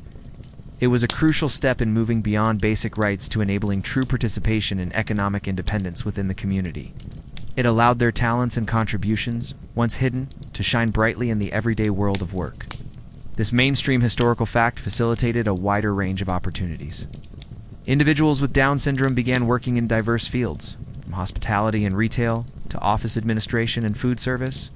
Their presence not only provided them with income and independence, but also enriched the workplace environment for their colleagues, fostering greater understanding and empathy. You can almost feel the pride of someone receiving their first paycheck, the dignity of earning their own way, a profound step towards full citizenship. Was it a purely humanitarian endeavor, or a more pragmatic recognition of mutual benefit? or a complex blend of both. The debate highlights the intricate motivations behind social progress. You can almost hear the quiet hum of a job coach's encouraging words, or the satisfied sigh of an employer realizing the unexpected value of a new team member. The answer began to emerge as advocates pushed for the right to work and contribute to society, challenging the long-held notion that people with intellectual disabilities were unemployable. This was a mainstream historical fact. From the late 20th century onwards, efforts intensified to provide meaningful employment opportunities for people with intellectual disabilities. Moving beyond sheltered workshops to integrated work settings, one well-known early example involved sorting and packaging, where attention to detail and a methodical approach often shone through. It was a practical demonstration that different abilities didn't mean no abilities, just perhaps a different way of approaching a task. Imagine a supervisor realizing that their new employee who communicates differently is actually incredibly diligent and rarely makes mistakes on a repetitive task. It's a quiet but powerful shift in perception. You can almost hear the gentle hum of an office, the quiet clatter of dishes in a restaurant, or the rhythmic movements of a production line, all welcoming new, diverse employees. For generations, the default expectation for adults with Down syndrome was either institutionalization or a life lived entirely within the family home, often with little to no productive engagement outside. Now for a quirky tidbit. Some of the earliest successful examples of workforce integration involved quite simple repetitive tasks that, while seemingly basic, were often performed with remarkable consistency and dedication by individuals with Down syndrome. Historians still argue whether the push for workforce integration was primarily driven by a commitment to social justice and the right to work. The development of supported employment models became crucial. This involved providing job coaching, workplace accommodations, and ongoing support to ensure successful integration. So, workforce integration represents a vital progression in the journey towards full inclusion. With the pathways to education and employment slowly opening, you now observe a profound and deeply personal shift, the movement towards community living. Imagine homes, not hospitals, neighborhoods, not institutions. This was a mainstream historical fact. The late 20th century saw a concerted effort to transition individuals with intellectual disabilities, including Down syndrome, from large isolated institutions into supported living arrangements within typical communities. You can almost feel the warmth of a comfortable armchair in a shared living room, the scent of a home-cooked meal, a world away from the sterile, impersonal environments of the past.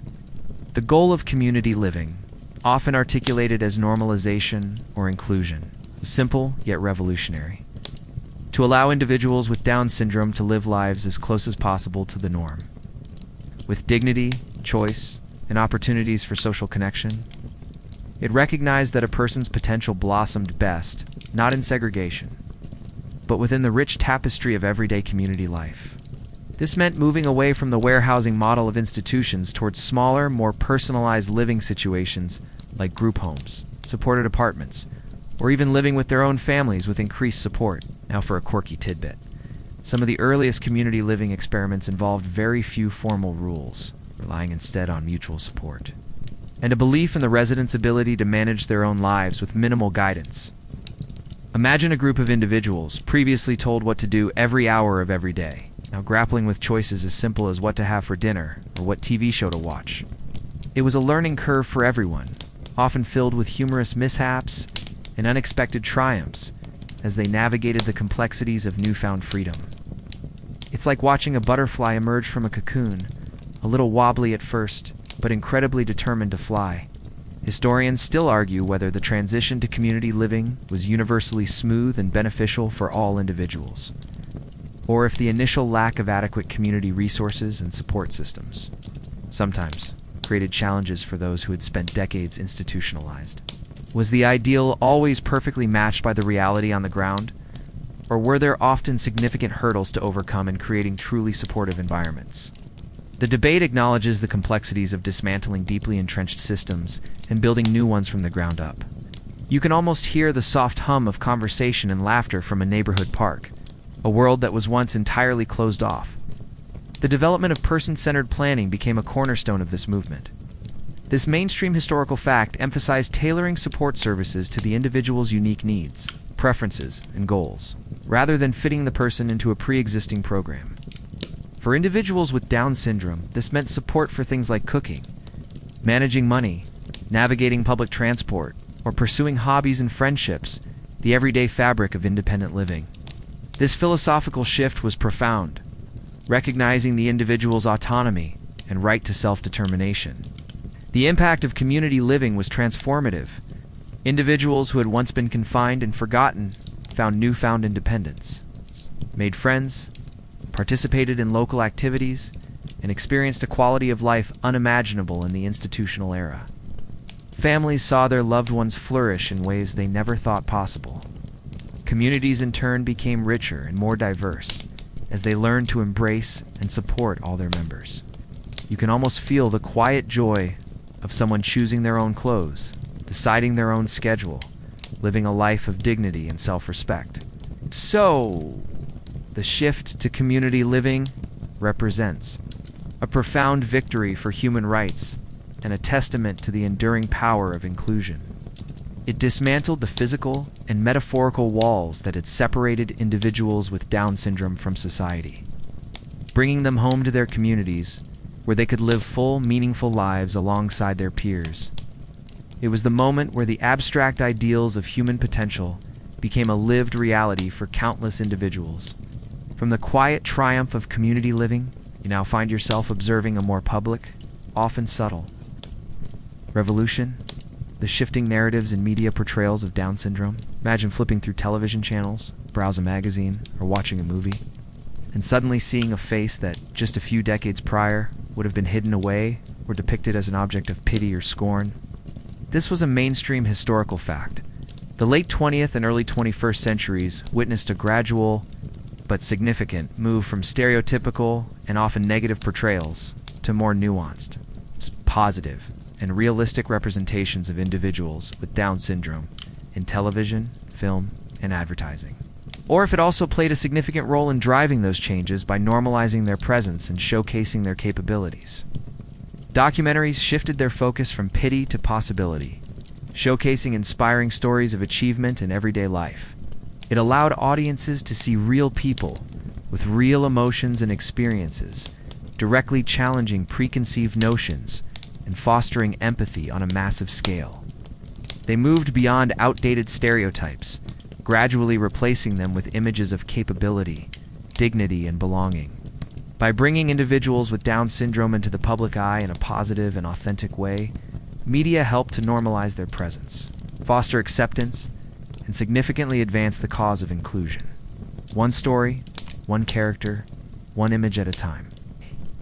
It allowed the world to finally see what families and advocates had known all along, a rich and varied humanity. From independent films to major studio productions, and increasingly in advertising campaigns, faces with Down syndrome became more visible, becoming part of the diverse tapestry of humanity presented on screen. News reports began to highlight successes in education and employment. Most powerfully, fictional characters with Down syndrome started appearing in popular culture, portrayed by actors with Down syndrome. These characters were not just their diagnosis. They had personalities, relationships, careers, and faced challenges and triumphs like any other character. You can almost feel the warmth of recognition, the quiet nod of understanding, as audiences saw themselves reflected in a broader spectrum of humanity. Did media reflect change, or did it instigate it? The debate highlights the powerful, reciprocal relationship between cultural representation and social progress. You can almost hear the soft click of a remote control, changing perceptions one scene at a time. You can almost feel the quiet hum of a screen, reflecting a changing world. For a long time, if people with Down syndrome appeared in media at all, it was often in the context of charity appeals, medical documentaries highlighting their challenges, or, in more egregious cases, as caricatures or objects of ridicule. These portrayals, often well-intentioned but deeply problematic, reinforced stereotypes of helplessness, perpetual childhood, or a life defined solely by disability. Oh, nay. On which aired in the late 1980s. This was revolutionary at the time, sparking both praise and controversy. Imagine families across America seeing a character with Down syndrome portrayed as a complex individual with relationships, dreams, and challenges, not just a medical diagnosis. It was a groundbreaking step. even if it ruffled a few feathers among those who preferred not to confront difference. It's like suddenly finding a rainbow in a monochrome world, vibrant and unexpected. The public's understanding was largely shaped by these limited and often dehumanizing images. Now for a quirky tidbit, one of the earliest instances of a character with Down syndrome being regularly featured on a popular mainstream TV show was Corky Thacker on Life Goes. Historians still argue whether the increased positive portrayal of individuals with Down syndrome in media was primarily a reflection of changing societal attitudes and the success of advocacy movements. As advocacy groups pushed for more accurate and respectful portrayals, and as individuals with Down syndrome began to participate more fully in society, media began to respond. This mainstream historical fact, the authentic casting of actors with Down syndrome, was particularly impactful. So, the shifting media portrayals represent a crucial cultural turning point. Moving from the cultural impact of media, you now confront an even more empowering development: the rise of self-advocacy. Imagine individuals who for centuries were spoken for, now finding their own voices, standing tall and speaking for themselves. This was a mainstream historical fact. From the late 20th century onwards, people with Down syndrome increasingly became active participants and leaders in their own advocacy, shaping policies and challenging perceptions directly. You can almost feel the surge of pride, the quiet strength, as these courageous voices, once unheard, began to articulate their own needs, dreams, and desires. For generations, the narrative of Down syndrome was controlled by others: doctors, parents, educators, and social workers. While well-intentioned, this often meant that the lived experiences and unique perspectives of individuals with Down syndrome themselves were overlooked or dismissed. The concept of "nothing about us without us" became a rallying cry for the broader disability rights movement. And individuals with Down syndrome bravely stepped forward to embody this principle.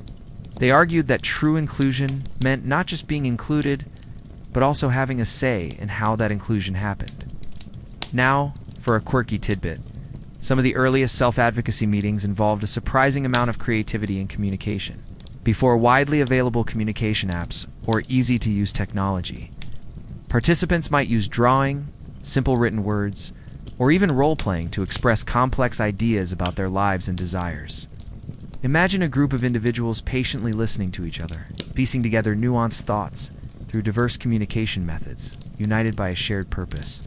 It's a powerful testament to human ingenuity and the fundamental desire to be heard, regardless of communication style. Historians still argue whether the emergence of self-advocacy was a natural and inevitable consequence of increased educational and community opportunities, or if it required specific intentional efforts to empower individuals and provide them with the tools and platforms to speak out. Was it simply a blossoming of inherent capability, or a carefully cultivated movement? The debate highlights the critical role of support and empowerment in enabling marginalized voices to rise. You can almost hear the thoughtful pauses, the carefully chosen words, as self-advocates articulated their truths. Organizations like Self-Advocates Becoming Empowered in the United States, similar groups globally, provided vital platforms for individuals with intellectual disabilities to connect, learn leadership skills, and strategize.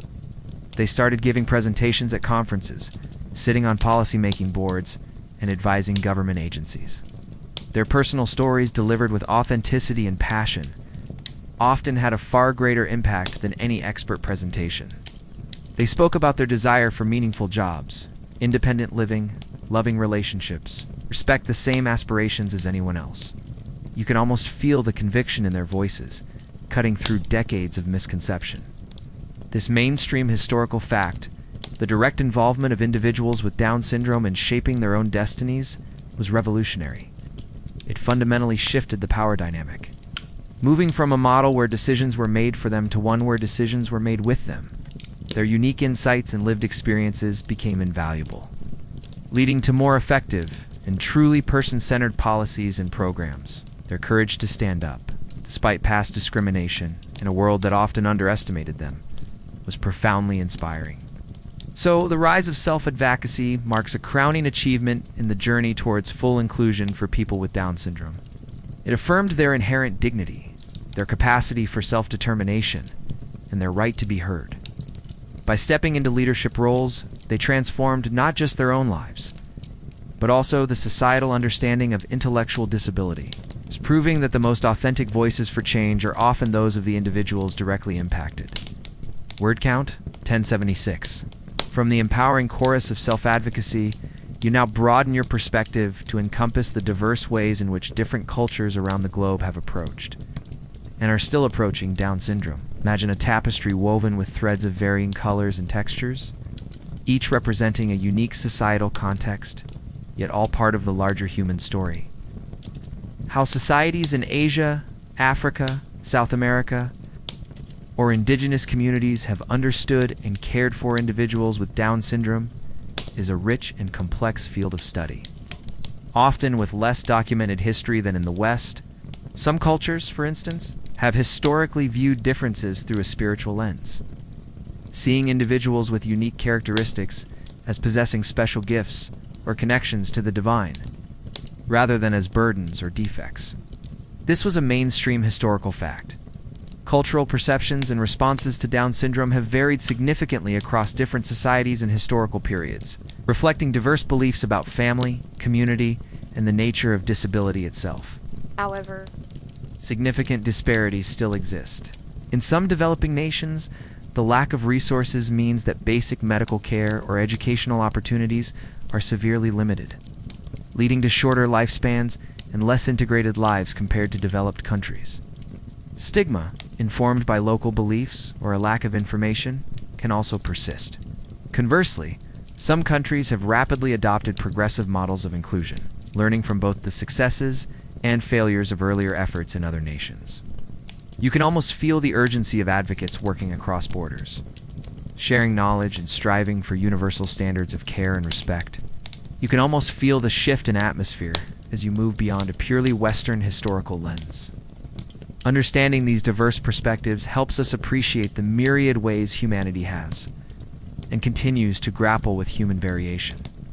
It's a complex mosaic of cultural beliefs, societal structures, and varying levels of scientific and humanitarian development. It highlights the ongoing work to ensure that, regardless of geography or cultural background, every individual with Down syndrome is afforded dignity, opportunity, and the chance to thrive. While our journey has primarily focused on Western history, it's crucial to recognize that the genetic reality of trisomy 21 exists in every population worldwide. Now, for a quirky tidbit. In some traditional societies, individuals with visible differences were sometimes seen as sacred or blessed, perhaps because their appearance was perceived as a sign from the gods or spirits. While this could lead to a form of protective care, it also meant they might be set apart in a different way, revered, but perhaps not fully integrated into daily life. Imagine a village elder treating a child with Down syndrome with a respectful awe, seeking their presence for wisdom or spiritual guidance. It's a perception that, while still segregating, is profoundly different from the institutionalization driven by shame and fear. Historians still argue whether the apparent greater historical acceptance of disability in some non-Western cultures was due to a more communal societal structure, different religious beliefs, or simply a lack of the formal medical classification and institutionalization trends that arose in the West. Was it truly more accepting, or just differently organized? The debate highlights the danger of projecting modern Western ideas of inclusion onto diverse historical contexts, while also seeking universal principles of human dignity. You can almost hear the rhythmic sounds of a drum circle, or the quiet storytelling around a fire, revealing a worldview where difference holds a different kind of meaning. In modern times, globalization and increased awareness have led to a more standardized approach to Down syndrome care, particularly in terms of medical interventions and educational best practices. This mainstream historical fact, the global variability in approach, cores that while the biological condition is universal, the societal response is culturally constructed. So, exploring global perspectives reminds us that the history of Down syndrome is not a monolithic story. Moving from the broad strokes of global cultural variations, you now zoom in on the cutting edge of progress. Ongoing research into Down syndrome.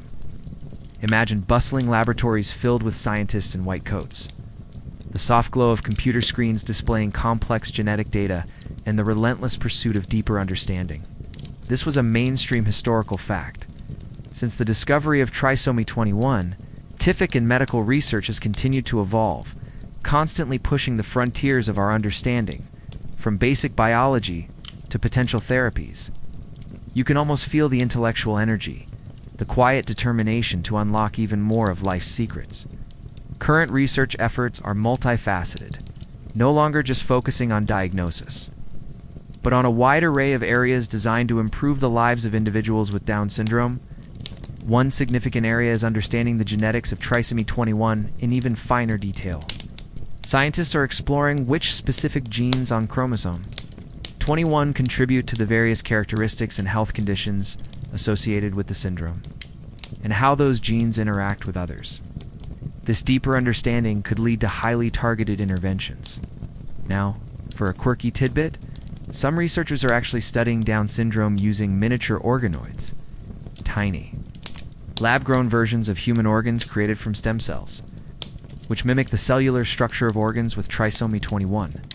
Imagine growing a tiny, functioning human brain in a petri dish, all to better understand how an extra chromosome affects development. It sounds like something out of a science fiction movie, doesn't it? But it's very real, very cutting edge, and very exciting for potential breakthroughs. Historians still argue whether the primary focus of current research should be on preventing or curing the cognitive aspects of Down syndrome, or if the emphasis should remain on supporting and enhancing the capabilities of individuals as they are, without seeking to fundamentally alter their genetic makeup. Is the ultimate goal remediation or acceptance? The debate delves into complex ethical considerations surrounding genetic intervention and neurodiversity. You can almost hear the soft whir of advanced machines analyzing data as the scientific community grapples with profound questions. Another major area of ongoing research focuses on cognitive enhancement and improving brain function. Scientists are investigating compounds and therapies that might mitigate some of the cognitive challenges associated with Down syndrome, such as memory and learning difficulties. This includes exploring pharmaceutical interventions, nutritional supplements, and specific types of cognitive training.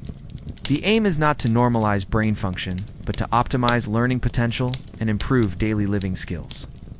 Furthermore, medical research continues to refine treatments for associated health conditions, such as early-onset Alzheimer's disease, heart conditions, and immune system issues. The goal is to ensure a lifetime of good health and well-being. This mainstream historical fact reflects a commitment to supporting individuals throughout their entire lifespan, recognizing that their needs evolve. You can almost feel the hope emanating from research centers, the promise of healthier, more fulfilling futures for individuals and their families. So, ongoing research into Down syndrome represents a vibrant and hopeful chapter. It's a testament to humanity's relentless drive to understand, to innovate, and to improve lives. By unraveling the complexities of trisomy 21 at a molecular level, and by developing new therapeutic approaches, science continues to push the boundaries of what is possible, offering the promise of even greater health, cognitive development, and independence for individuals with Down syndrome in the years to come. It's a continuous journey of discovery fueled by curiosity and compassion. Even with the incredible strides made in research, education, and inclusion, you're now confronted a persistent, often insidious reality. Modern challenges and persistent stigmas faced by individuals with Down syndrome. Imagine walking through a bustling street or scrolling through social media and encountering subtle biases, casual misunderstandings, or even overt discrimination, despite all the progress. Most people no longer advocate for institutionalization. Many still hold on to stereotypes about the capabilities of individuals with Down syndrome. They might underestimate their intelligence, assume they cannot work or live independently, view them primarily through the lens of their diagnosis, rather than as full, multifaceted individuals. This can manifest in subtle ways, like speaking past an adult with Down syndrome to their caregiver, or in more direct ways, such as discrimination in employment or housing. Families might struggle to access quality early intervention therapies, comprehensive educational supports, or sufficient funding for supported living arrangements. The availability of prenatal testing while offering information, also raises questions about societal values and the potential for a decrease in the birth rate of individuals with Down syndrome. These are not simple questions. They challenge us to confront our deepest beliefs about diversity and the value of all human life. The availability of these critical services often varies widely by geographic location and socioeconomic status, creating disparities that impact lifelong outcomes for individuals with Down syndrome. You can almost feel the frustration of parents navigating complex bureaucratic systems, fighting for the resources their children legally deserve. This is a mainstream historical fact. Despite significant advancements, individuals with Down syndrome and their families still contend with lingering misconceptions, societal biases, and systemic barriers. You can almost feel the quiet weight of misunderstanding, subtle sting of prejudice, even in today's seemingly enlightened world.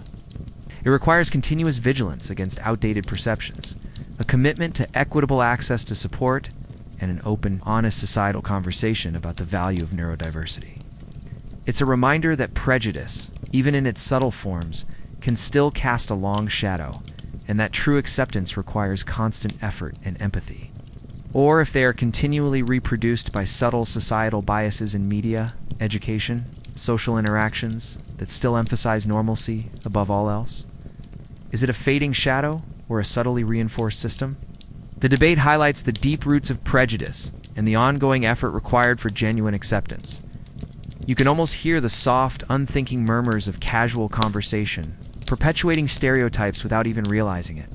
One of the most pervasive challenges is the ongoing issue of misinformation and outdated perceptions.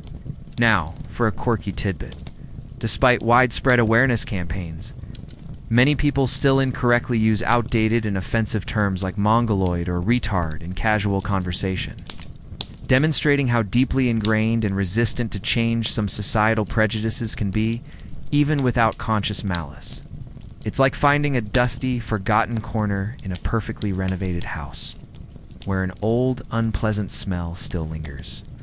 It reminds us that changing language often takes longer than changing laws.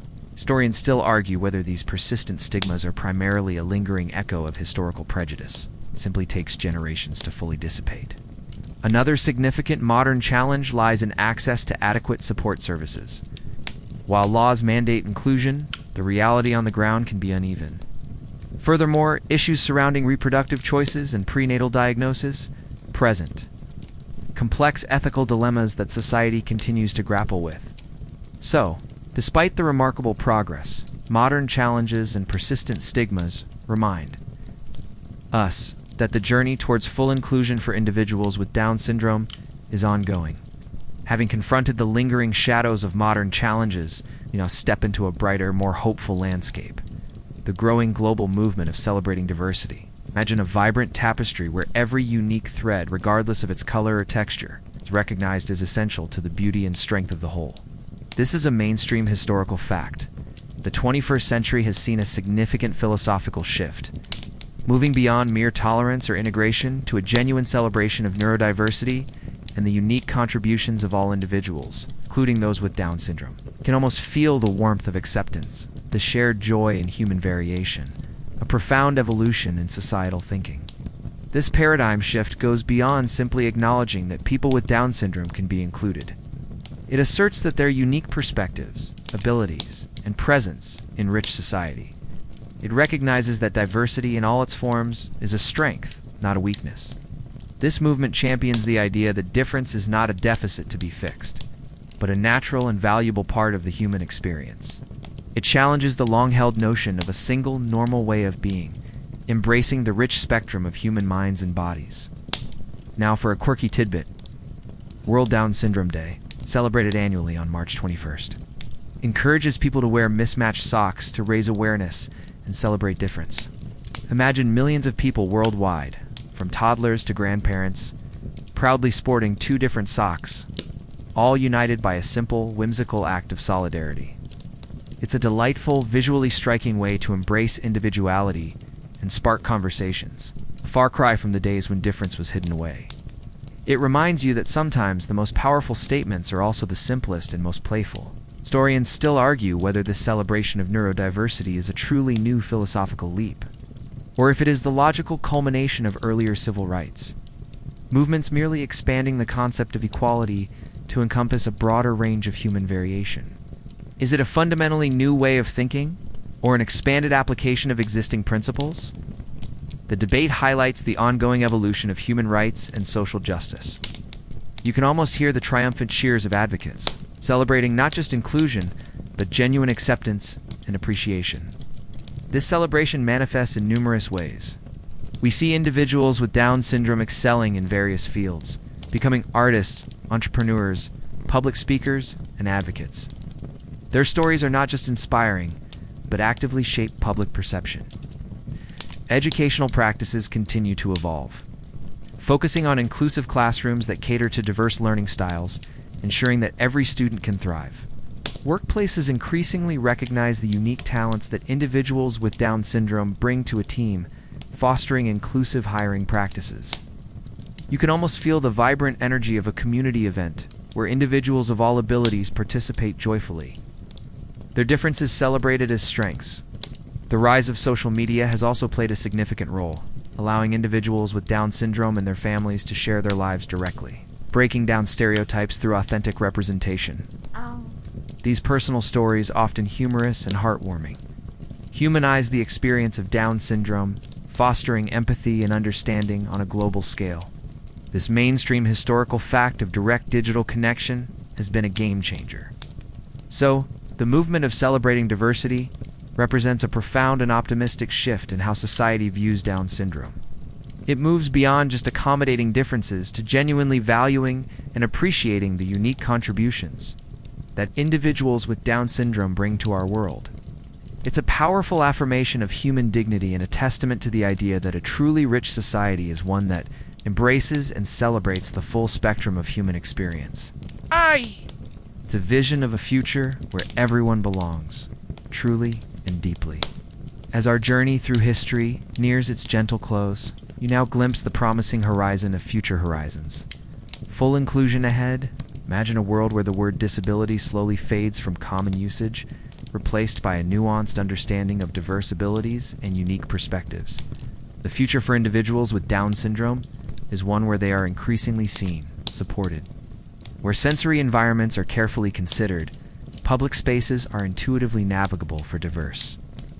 Cognitive styles and social interactions are naturally encouraged among all citizens. Imagine a city designed not just for physical accessibility, but for cognitive comfort and universal social connection. From personalized learning algorithms in schools to advanced communication devices that unlock new levels of expression, technology will continue to be a powerful equalizer. Furthermore, societal attitudes will continue to evolve, moving beyond mere acceptance to a genuine appreciation of neurodiversity. Recognizing that the richness of humanity lies in its vast and varied tapestry, you can almost feel the gentle touch of innovation, making the world more accessible, more welcoming. It's a delightful thought, almost like a giant real-life playground where everyone feels perfectly at home. It means fostering environments where they can pursue higher education, build successful careers, form meaningful relationships, and live independently with the support they need. It's about creating a society where every individual, regardless of their genetic makeup, can reach their fullest potential and contribute in ways unique to them. You can almost see the vibrant, diverse faces of the future living side by side, enriching each other's lives, and celebrated as integral members of their communities. Free from the historical burdens of stigma, segregation, and misunderstanding. It's a journey that began in whispers and fear, but is steadily progressing towards a resounding chorus of acceptance and celebration. A testament to humanity's enduring capacity for growth and compassion. Is complete integration a realistic goal, or a guiding ideal that we continually strive towards, knowing there will always be nuances? The debate acknowledges that progress is often incremental, but the direction is clear. You can almost hear the soft whispers of future generations, living lives unimaginable to those who came before. This means continued advancements in personalized medicine, ensuring optimal health throughout their lifespan, and even deeper research into cognitive potential. This is not just a dream, but the logical culmination of centuries of gradual progress. Mainstream historical fact in the making, the ongoing.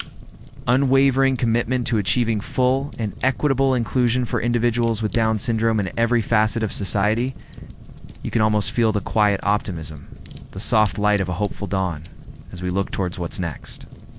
The trajectory of history, though sometimes winding and fraught with setbacks, points towards increasing understanding, acceptance, and opportunity. Now for a quirky tidbit. Some futuristic architects and urban planners are already discussing designing. Neuro-inclusive cities historians still argue whether true full inclusion is an achievable utopia, or if human societies will always grapple with some level of perceived difference and the challenges it presents. The future will undoubtedly bring even more sophisticated technologies to support learning, communication, and independence. This mainstream historical fact, the unwavering dedication to inclusion, means a continued focus on self-advocacy, ensuring that the voices of individuals with Down syndrome remain at the forefront of policy and practice. So, the future promises a deepening commitment to full inclusion, a world where the historical struggles we've explored become distant memories, replaced by a lived reality of dignity, respect, and boundless opportunity for individuals with Down syndrome. Now, as the echoes of history begin to fade, let your mind gently detach from the facts and figures, from the dates and the debates. Feel the soft weight of your blanket, the steady rhythm of your breath. The stories we've explored tonight of past struggles and hard-won triumphs are now settling into the quiet corners of your memory. The journey has been long, stretching across continents and centuries, filled with moments of hardship, but also incredible resilience and kindness. Allow the images of ancient fires, medieval monasteries, and bustling modern communities to soften around the edges, blending into a peaceful tableau. You've witnessed how understanding grows, how compassion expands, and how the human spirit, in all its wonderful diversity, continually strives for a world where everyone belongs. The anxieties of the day, the little worries that tug at your mind, are now gently drifting away, like leaves on a slow-moving stream. Let the final whispers of our story remind you of the quiet strength in every life, the dignity inherent in every human being. The world outside is settling into its own quiet rhythm. Feel your muscles relax, your thoughts becoming lighter, softer. The path we walk together, from misunderstanding to acceptance, has now reached its peaceful conclusion. There is nothing left to do but simply be. Now let go of the day. Release your thoughts and allow yourself to sink deeper into the calm embrace of sleep. You are safe, you are warm, and the gentle hum of the world is here to lull you.